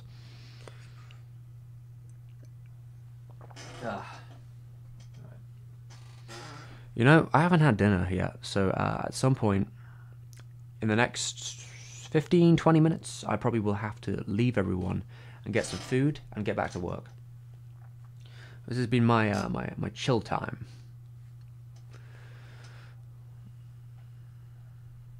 My son is a tattoo artist. I think he gets paid pretty good for his work. It's a hard job drawing good on skin. Yeah, that's a pretty awkward job, to be fair.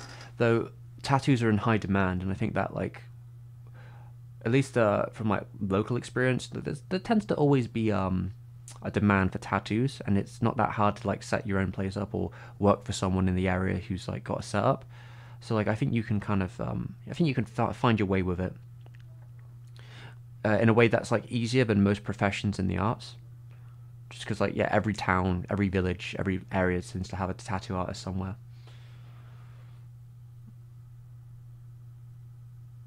What time is it there? It is 9:17 p.m. in the after evening area. Is Speed Racer really a psychopath? A sociopath? Maybe. I don't know. I mean, it might be a little exaggerated because of the English translation.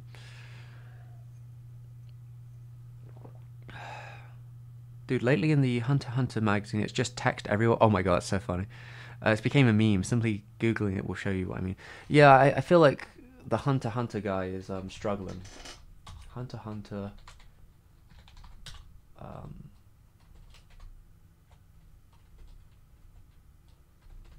panel.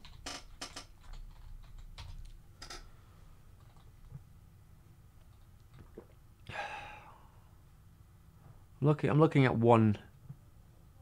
I'm looking. Oh my god, dear lord. Oh, I wish I could show this to everyone. It is like two pictures, and then there's 1, 2, 3, 4. All right, 1, 2, 3, 4, 5, 6, 7. So we have 7 panels on this page. There are 2 images in these panels, and everything else is just text everywhere. It's just text. There's just nothing else. It's a sight to behold, quite frankly.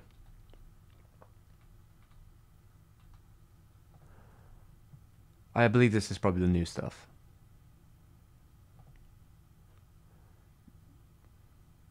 Yeah, I mean, some people in the comments here on Twitter are basically saying it's a light novel at this point.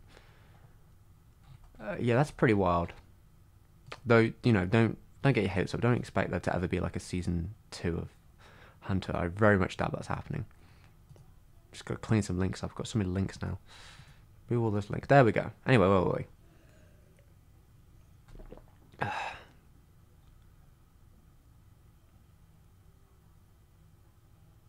Flint, you were just wrong. Speed Racer live action is great. I never saw Battle Angel Alita, though I never really cared for the OVA either that much, so probably not going to get much out of it, to be honest, for myself. 1:17 in Vancouver, eh? Oh, damn. 1:28 in the morning. Oof. Time to go to bed.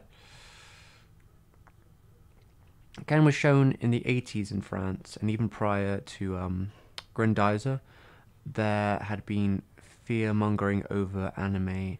The thing with their politicians from the 80s, they never stopped shit-talking Japanese culture. Oh, they just...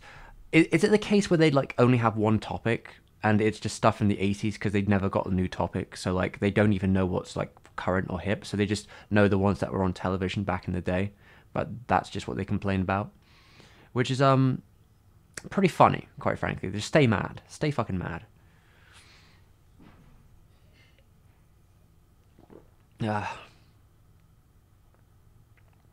23. Oh god, we got all different time zones. Afternoon here, but 1 a.m. is the perfect stream time. You think so? I would never stream at 1 a.m. myself. Unless I would like stream too long and I was like, oh god, I gotta stop. He can just direct us at this point instead. Is this the Hunter x Hunter guy? Nice beard. Oh, yeah, I grew it myself. Wow.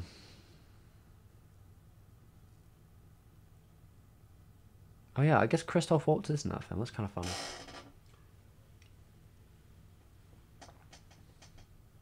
Seems like a funny choice for like a big old anime adaptation. The COVID situation in England. I think at least a third of the country is now double vaccinated. So it's been a bit of a messy time, quite frankly, but like the numbers tend to be pretty stable. They're a lot lower than they once were, but I don't know if they're necessarily declining like super quickly. They are like just slowly declining. Though, wait a minute. What I'm gonna have to do? I'm just gonna look in the last 30 days and I'll kind of get a trajectory. Yeah, like there seems to be a generally slow decline of cases. I think the vaccination's done quite a lot, but we'll have to see how it goes. I mean, we're probably doing better than some places, but I'd strictly put that on our like our National Health Service over anything else.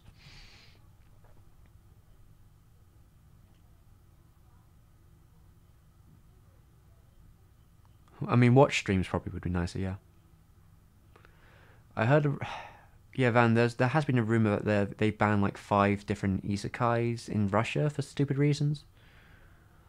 Yeah, I mean, they were just like stupid reasons for banning them. It's just like anything they could throw their name at. It's just like weird reasons, you know, just like authoritarian sort of like ah fuck them, shit. You know, same old story there.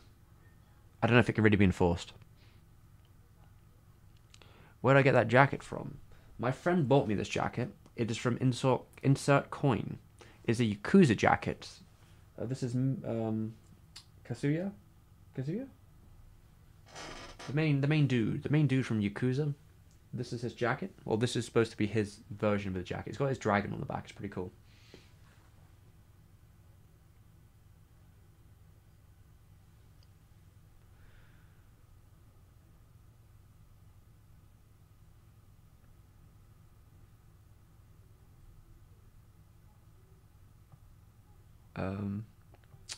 Vaishali, where are you from? Oh, it's in India. Yeah. Oh, yeah. I know. Well, I'm sorry to hear it, my friend. Actually, recently, one of my associates or one of my friends, right, Joe from Pawson Select, we did like a charity sort of run, I guess. Well, I was just how would I put it? Yeah, Joe from Pawson Select did a sort of like shout out thing on Twitter where he got people to donate to the oxygen fund because I understand how like the situation in India is just like apocalyptic at this point.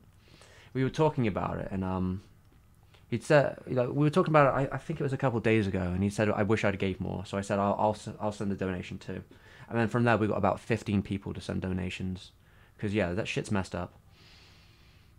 I hope you're doing alright yourself.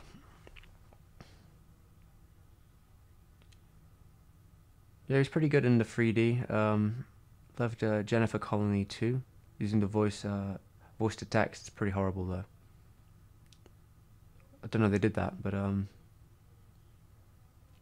our whole medical infrastructure collapsed in itself. God, yeah, they warned us that happening in England. To be fair, there was a period where like you know, the NHS told Boris like, if you do not lock down again for the third time, the NHS is going to collapse and it's just going to be anarchy.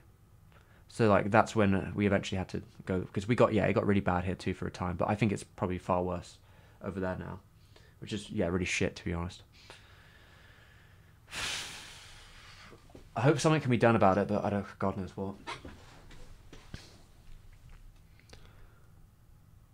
Hello, Christian. I found out about the channel a couple of days ago. Appreciate a video about production and Redline. Keep it up, good work. Yeah, I'm glad you liked the old video on Redline. I enjoyed making that one. It did take a very long time to edit, which is also making me horrified for editing the next video, because I'm still scripting it, and I'm like, oh god, how long is it going to take me to edit this? I'm going to see if I can get myself on camera as much as possible to decrease the amount of like weird editing we have to do. Hopefully I can get it together though. We'll see.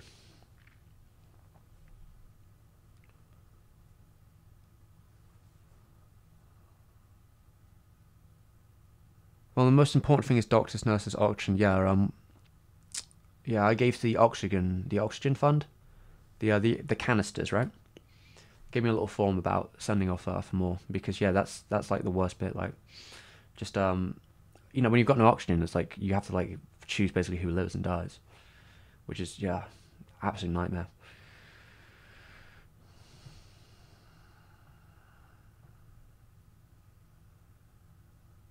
Stay safe, all right.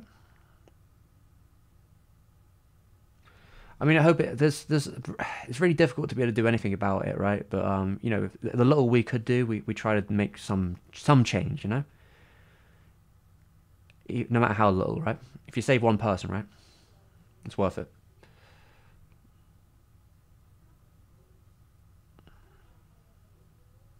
Red line is how I found the chattel.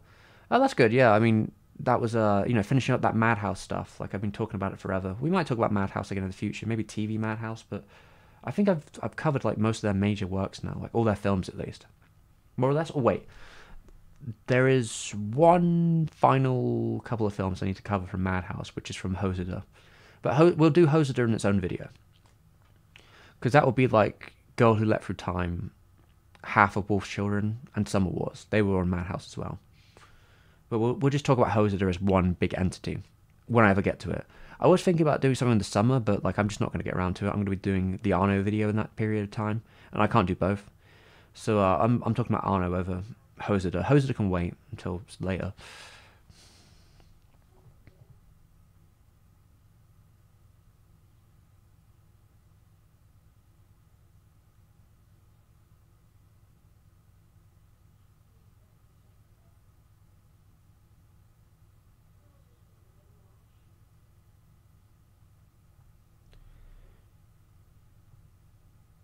Hmm.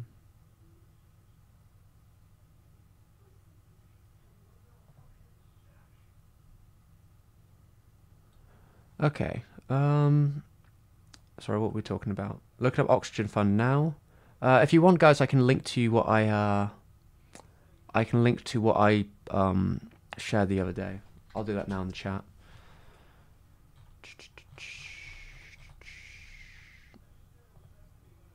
All right, I'll share it now. Oh, okay. Oh, fucking hell, it didn't work. Okay. Wait, did I run out of thing? All right, 1 second. It didn't come up. It didn't copy the thing I wanted it to. Copy link. One moment, everyone.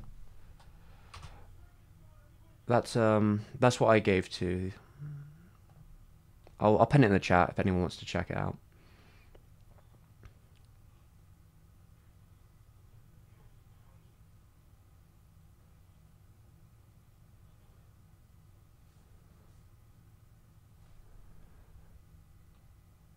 Yeah, thanks, Matt. But yeah, and if anyone wants to look into it, that's the other thing there. That's what I went on at least. There's like lots of different variants of what you can send to. Do I have a day job? I used to have a day job before COVID. Now we do this. And Van, I didn't watch Yasuke. I was interested in watching Yasuke, but I'm gonna be honest. Like the premise of it being like more of a like kind of like super anime shonen mecha explosive thing, just not really my vibe. I was kind of hoping it would be like a historical drama, but like it's definitely like a lot more like out there. I've heard people like it. Flying Lotus soundtrack's probably great, but I haven't really had the time to look into it. And I don't know, hearing how it's unfolded, it doesn't sound like my kind of thing. Before I was kind of interested in the premise of talking about it, but like more from a historical perspective, and I don't know if it really lends itself to that anymore.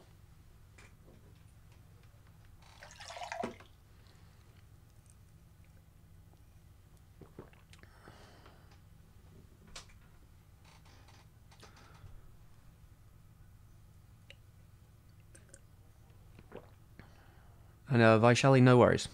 It's the least we can do, right? It's a rough situation for everyone. A Girl Who Leapt Through Time kind of deserves its own video, don't you think? No. No, I don't.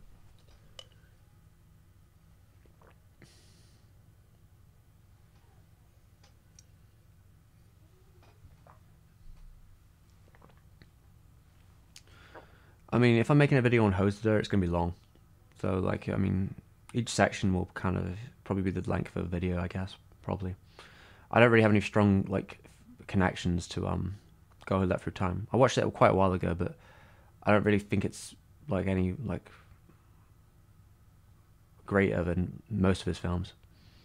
It's fine. So yeah, there would be no reason for me to make a video on its own about it. I wouldn't have anything else to say.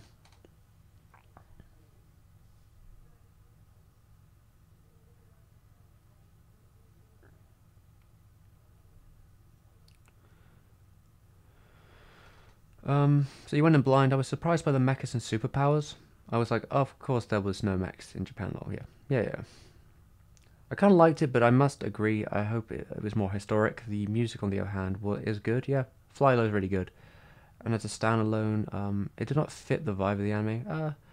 Yeah, I imagine Fly Low did the music like well. It sounds like Fly Low did the music years before they even made the anime. So, or like he'd been working on it with them for a while.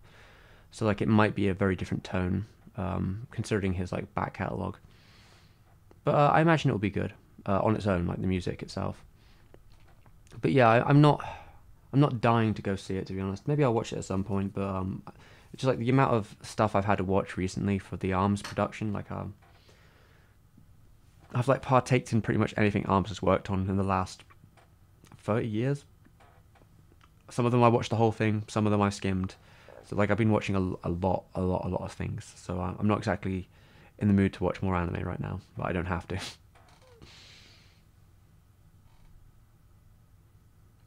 What do you mean by Yasuke? Yasuke is a Netflix show, animated by Mappa, directed by LeSean Thomas.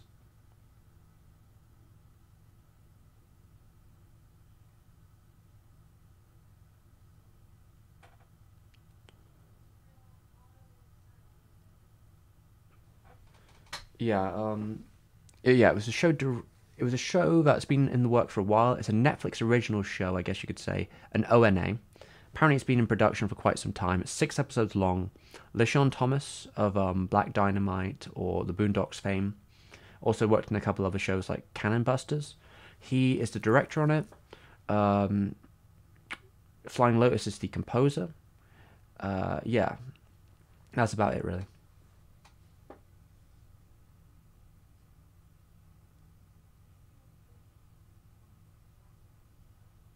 Okay. Okay, so Nomad Megalobox Season 2, in my opinion, is a masterpiece. I liked it so much. That's cool. I haven't actually watched any of Megalobox because I guess this is the perspective of me personally at the time. When Season 1 came out, like, I was watching Joe. Like, I was watching Ashton No Joe. So, like, the idea of watching futuristic Joe to me just wasn't really my vibe. It seems like it gained an audience. So, yeah, I never really sat down and watched either season. Though I have heard that the second season is dramatically different than Joe and it's going its own path, which to me makes it more interesting. So at some point, I may actually sit down and watch both seasons and see how it evolves and changes. Because I would actually definitely rather the show do its own thing than try and be like, you know, the original Joe.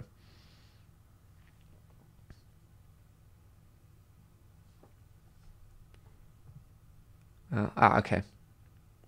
My friend, stay safe. Hope things get better in India and have a good night, alright?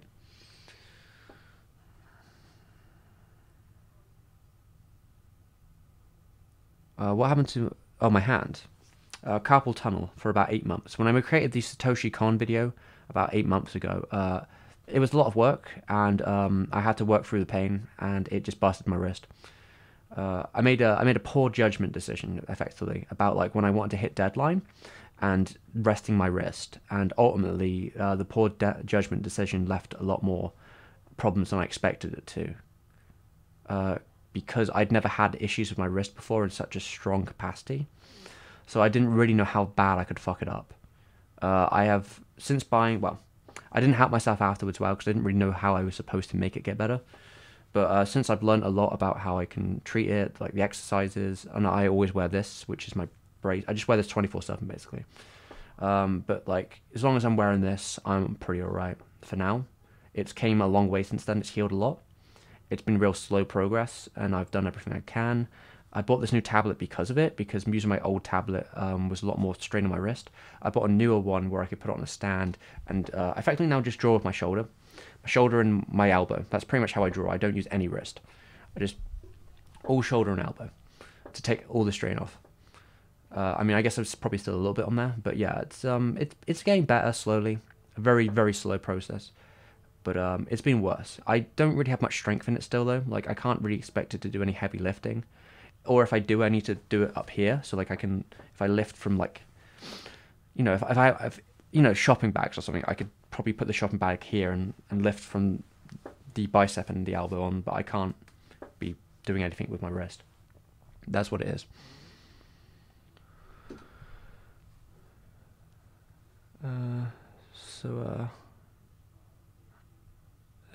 Derby Daily talking about my favorite quote from the 2011 talk. So this is about the French Republican, right? What are your moral stances on bringing over disgusting stuff like Ken? Oh my god, what a baby! That's definitely a topic. In the future, I would actually love to do a Ken video.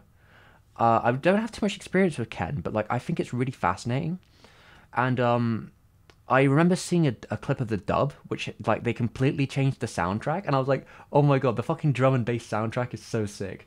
I was like, fuck yeah, I could totally sit down and watch this with this stupid ass soundtrack. Yeah, and like do read and go through the whole. Ken's pretty popular, and I think it's interesting, and there's definitely some talk about masculinity in there, which could be a cool topic to go through. But yeah, there doesn't seem to be that many videos on like very in-depth videos, I would say, on Ken.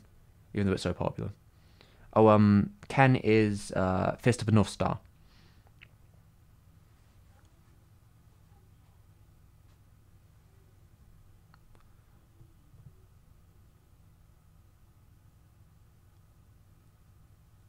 Okay, sorry, what was it? So, yeah, so manga TV shows from Japan and stick other great overseas cartoons like Candy Candy.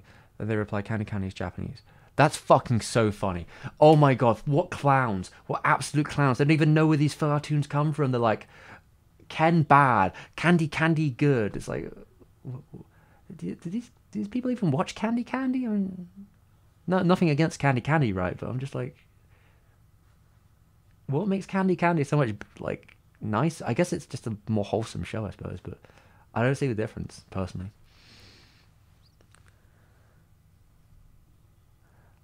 I mean, I'm taking care as much as I can, by Shelley. So, but you take care of yourself more.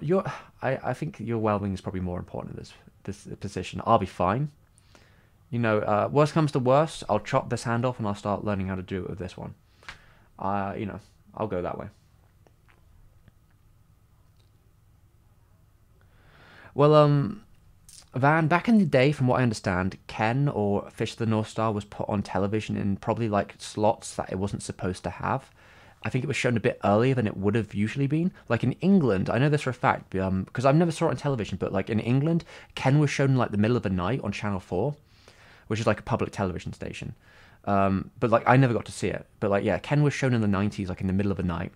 And I think in France it was shown in like daytime television on different blocks. And of course, Ken is very violent, so like the people who are like outraged by that sort of shit, obviously, like eat it up for the hysteria.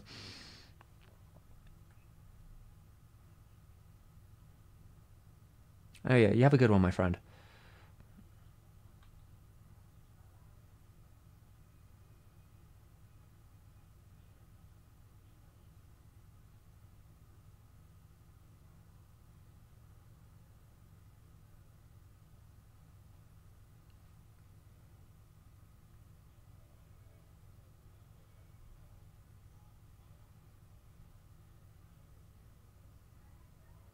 Get myself a Metal Gear robot hand. I mean, that'd be pretty cool.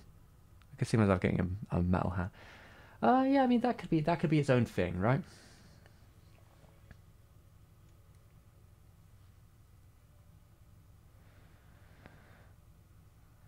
Um, yeah, Canberra. I'm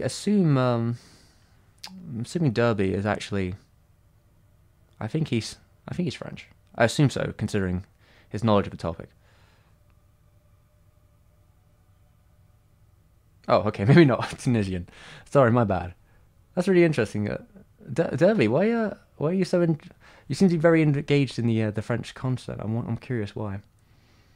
So Tunisian. So I grew up on Arab dubs from Space Tune, but also in the late 2000s. Oh, I see. Late 2000s French anime dubs by Guli like Usuyama 11.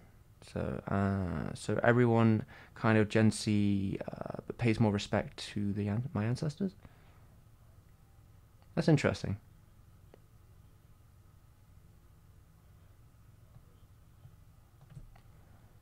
Always funny to see where things like what would you say? Where things end up, I guess. How they jump from place to place. That's what I like about this sort of thing.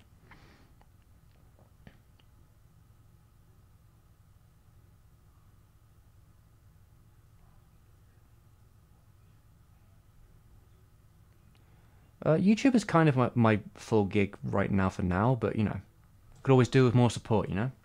I'm in a lucky position where I can kind of do that during the pandemic for a bit, and we'll see how it goes. We'll see how the channel. I mean, it's kind of an investment at this point for me to try and really push it to the next level. And there'll be some changes made, you know, in the future. It'll probably make it a lot easier to be more stable. But yeah, currently this is what I do: YouTube.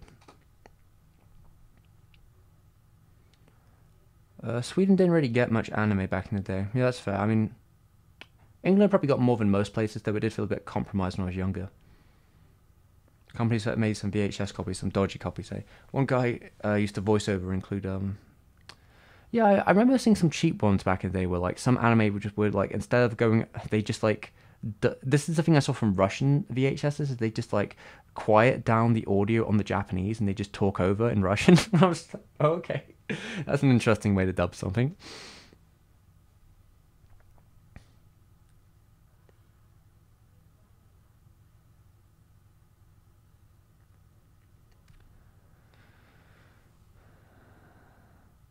I laughed when you were talking about Rene Laloux. It's Rene Laloux, isn't it? I think so. As well as I missed the best part. By the way, I absolutely love how you pronounce French names. It's like you're a king. Names in like the King of the Mockingbird, and I mean, I don't think my French pronunciation is very good, right? I don't think Canberra. I'm pretty sure it's bad, isn't it? I don't. That's what I get told every time there's a French person in the comments. They always tell me I'm doing fucking awful, and I'm like, okay, well, you know, I'm not French, and I'm not here to be French, so take it as you will that someone in the English sphere is even talking about this stuff. Well, that's all I can say. I'm doing my best, which isn't very. You know. Oh, when I say my ancestors, I refer to the retro anime and such. Yeah, that's fair.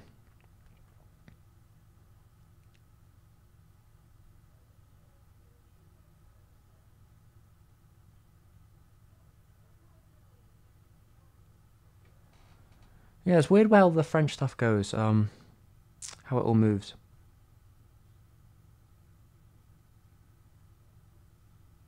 It's not perfect, but it's really funny. I'll take funny. You know what? Because I say it before. Usually in my videos, I prioritize like the best, what I consider the best take over the best pronunciation.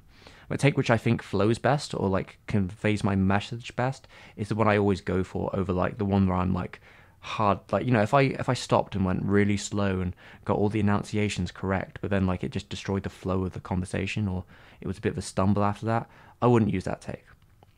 It's a philosophy I have with it. I think that's better. And also, stay mad comments are always funny, especially when they tell me I'm saying something wrong. I'm just like, I'm doing what I can, and those comments tend to actually add up more engagement somehow. So like, you know, saying things wrong is actually better for engagement. Everyone learn that fact. That's a little YouTube pro tip for you. Just pronounce everything wrong, and you'll just get so many irate people in the comments. Your videos will explode. Have I seen Code Lyoko? Back in the day, that's a French cartoon that was on television. I saw the trailers for it. I never watched it. It kind of freaked me out aesthetically. It wasn't really my vibe as a young child at the age of 10.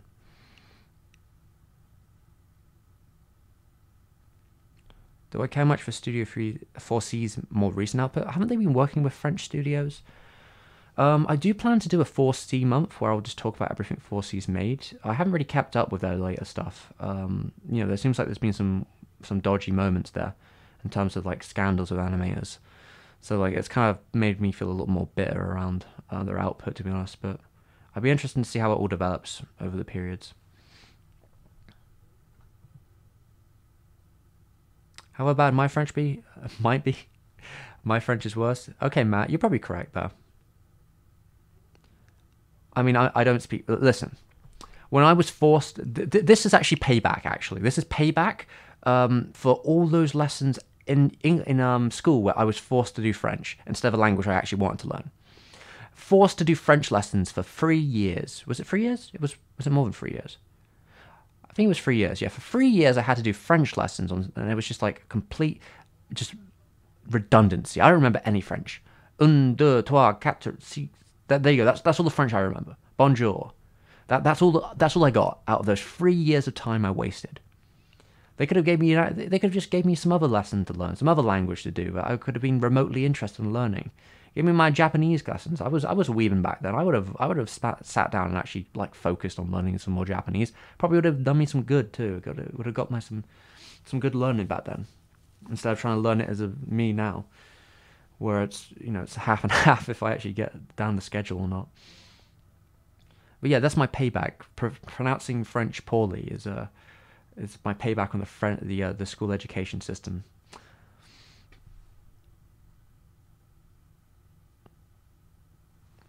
Specializing documentaries on the history of anime in other countries, mainly Eastern countries, since we don't have much here.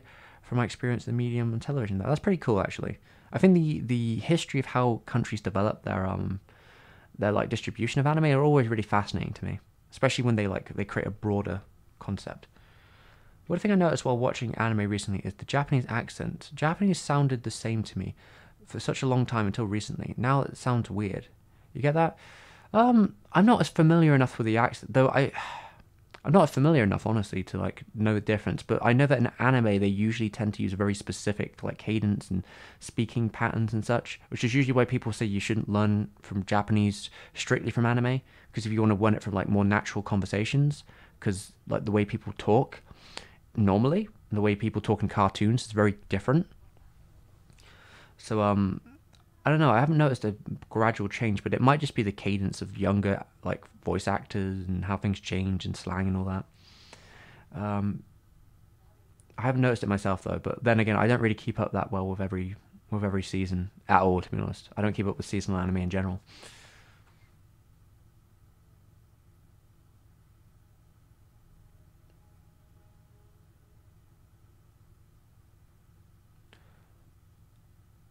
Yeah, I know the Mysterious City of Gold quite well.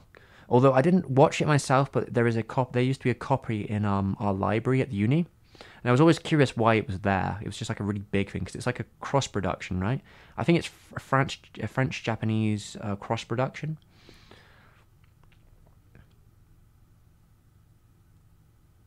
It might have done well in England back in the day, but it was before my time. But I have seen the DVDs like in the old library at my old uni. I never got around to watching it though. Bootleg ninja dubbing works better than nothing. I suppose so, yeah. It's really easy to hide poor pronunciation if everything's text. Yeah, that's true.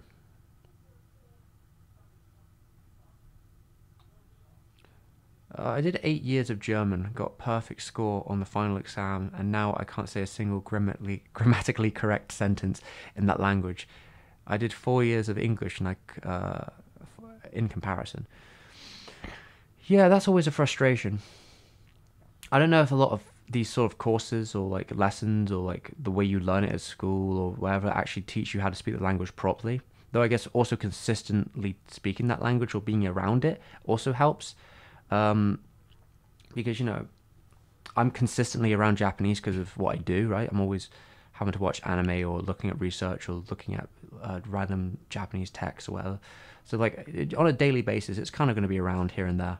So like I guess that kind of puts me at a benefit than like someone who maybe have done like French or German back in the day and then never saw it again for 5 years and just forgot it all. Do I have a favorite? I don't know if this is for me. Favorite documentary covering anime or animation of any kind. Ooh, I don't think there's actually enough out there covering anime like documentaries. I wish there was more. There probably is some that are like all in just the behind the scenes discs or whatever. I'm trying to think of any in particular. I don't know. I'm trying to think if there's any. What have I seen? There was some behind the scenes stuff I remember seeing for Looney Tunes back in the day. I used to have this. I'm actually kind of bitter about this, but I used to have a Golden Age Volume 2 of Looney Tunes, and it came with some like behind the scenes documentaries about like the making of like Looney Tunes and like Warner animation philosophy, and I thought it was really interesting back then. And at some point, I lost the disc, and I don't know where it went. And I don't know, out of like just principle, I've never bought another version because like it could still be in the house somewhere, I guess, or I just have no idea what happened to the disc. Wherever it went, I have no bloody clue. But it's just gone. But like those documentary stuff and like the talking with animators and about their ideas was really cool. I wish I could find them somewhere. I don't remember what they were called though.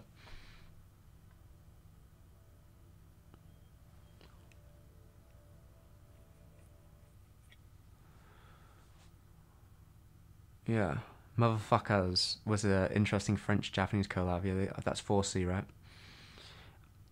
So, Kanabara bought Mysterious City of Gold because it's so disappointed that Sonic really did. Oh, they redid the soundtrack for the Japanese release, and it's not as half as good as the French one. Really, that's an interesting point. I haven't heard either. I haven't heard either soundtrack, so I don't know if it's I don't even know which version I would have. Like, if I found that old DVD that was in that library, like I don't know which dub or sub or music tracks it's gonna have on it at all. So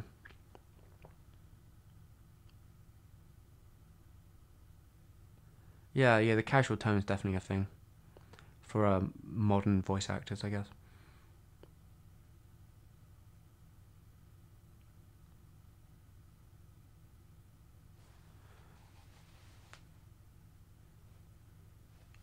Lameworks. Oh, sorry, Lameworks. You came a little late into it. We already talked about Yasuke earlier. Honestly, like I had more interest in it when I thought it was gonna be more historic drama. I do actually own a book about Yasuke, though I don't know. A lot of it seems like it might just be contention or like just like hearsay at the time, just because it's hard to like get the hard stats on it all. But yeah, I do own a book on it. It's kind of interesting. But yeah, like the way it currently stands as a more like fantastical mecha shonen weird whatever it became as wherever it is now.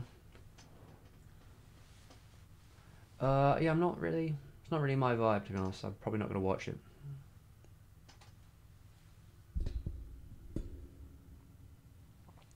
Right, everyone. It's actually getting quite late for me, and I need to make some dinner, so I may have to cut it short for today. Shorter than usual. Usually I do some drawing too, but I think we're doing good. Cities of Gold's heart lies more in France. As in the animators, or I don't know. You have to explain that one to me, Derby. Yeah, I think we'll cut it short for a second. I'll say my goodbyes now. Oh, thank you, Hazel. I hope you enjoyed the stream. Sorry about leaving you to catch up on like random spam bots in the chat there. I didn't see them. I was being too casual, I guess, with my pace. But I'm glad you sorted it out. Hope you had a good time drawing.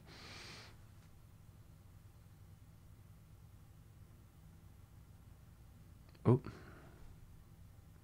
Ah, yeah, Matt. For the next, I'm glad someone could escape and have a good time. Hope everyone had a good time in the chat.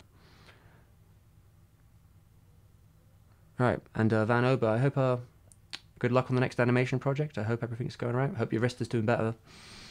And yeah, I will catch everyone another time. I think we're done. So I'm gonna go make some dinner. Then I'm gonna probably write some more scripts.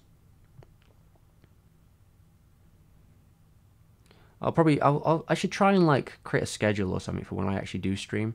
I used to say it was like Wednesdays and Sundays, but of course now I lost Sunday, so I did it on Monday.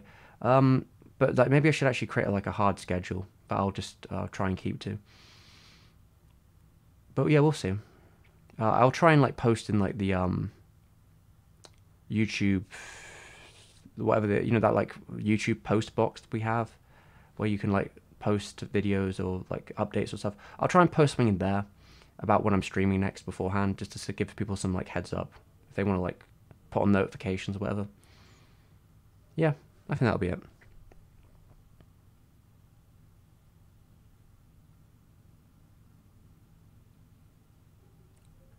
Alright, Laymo, said you had a good one there. But yeah, I'll try and be more consistent, I guess. Oh, Frog. Frown Frog, you're going to be frowning all day. But yeah, everyone, have a nice night. I'm out.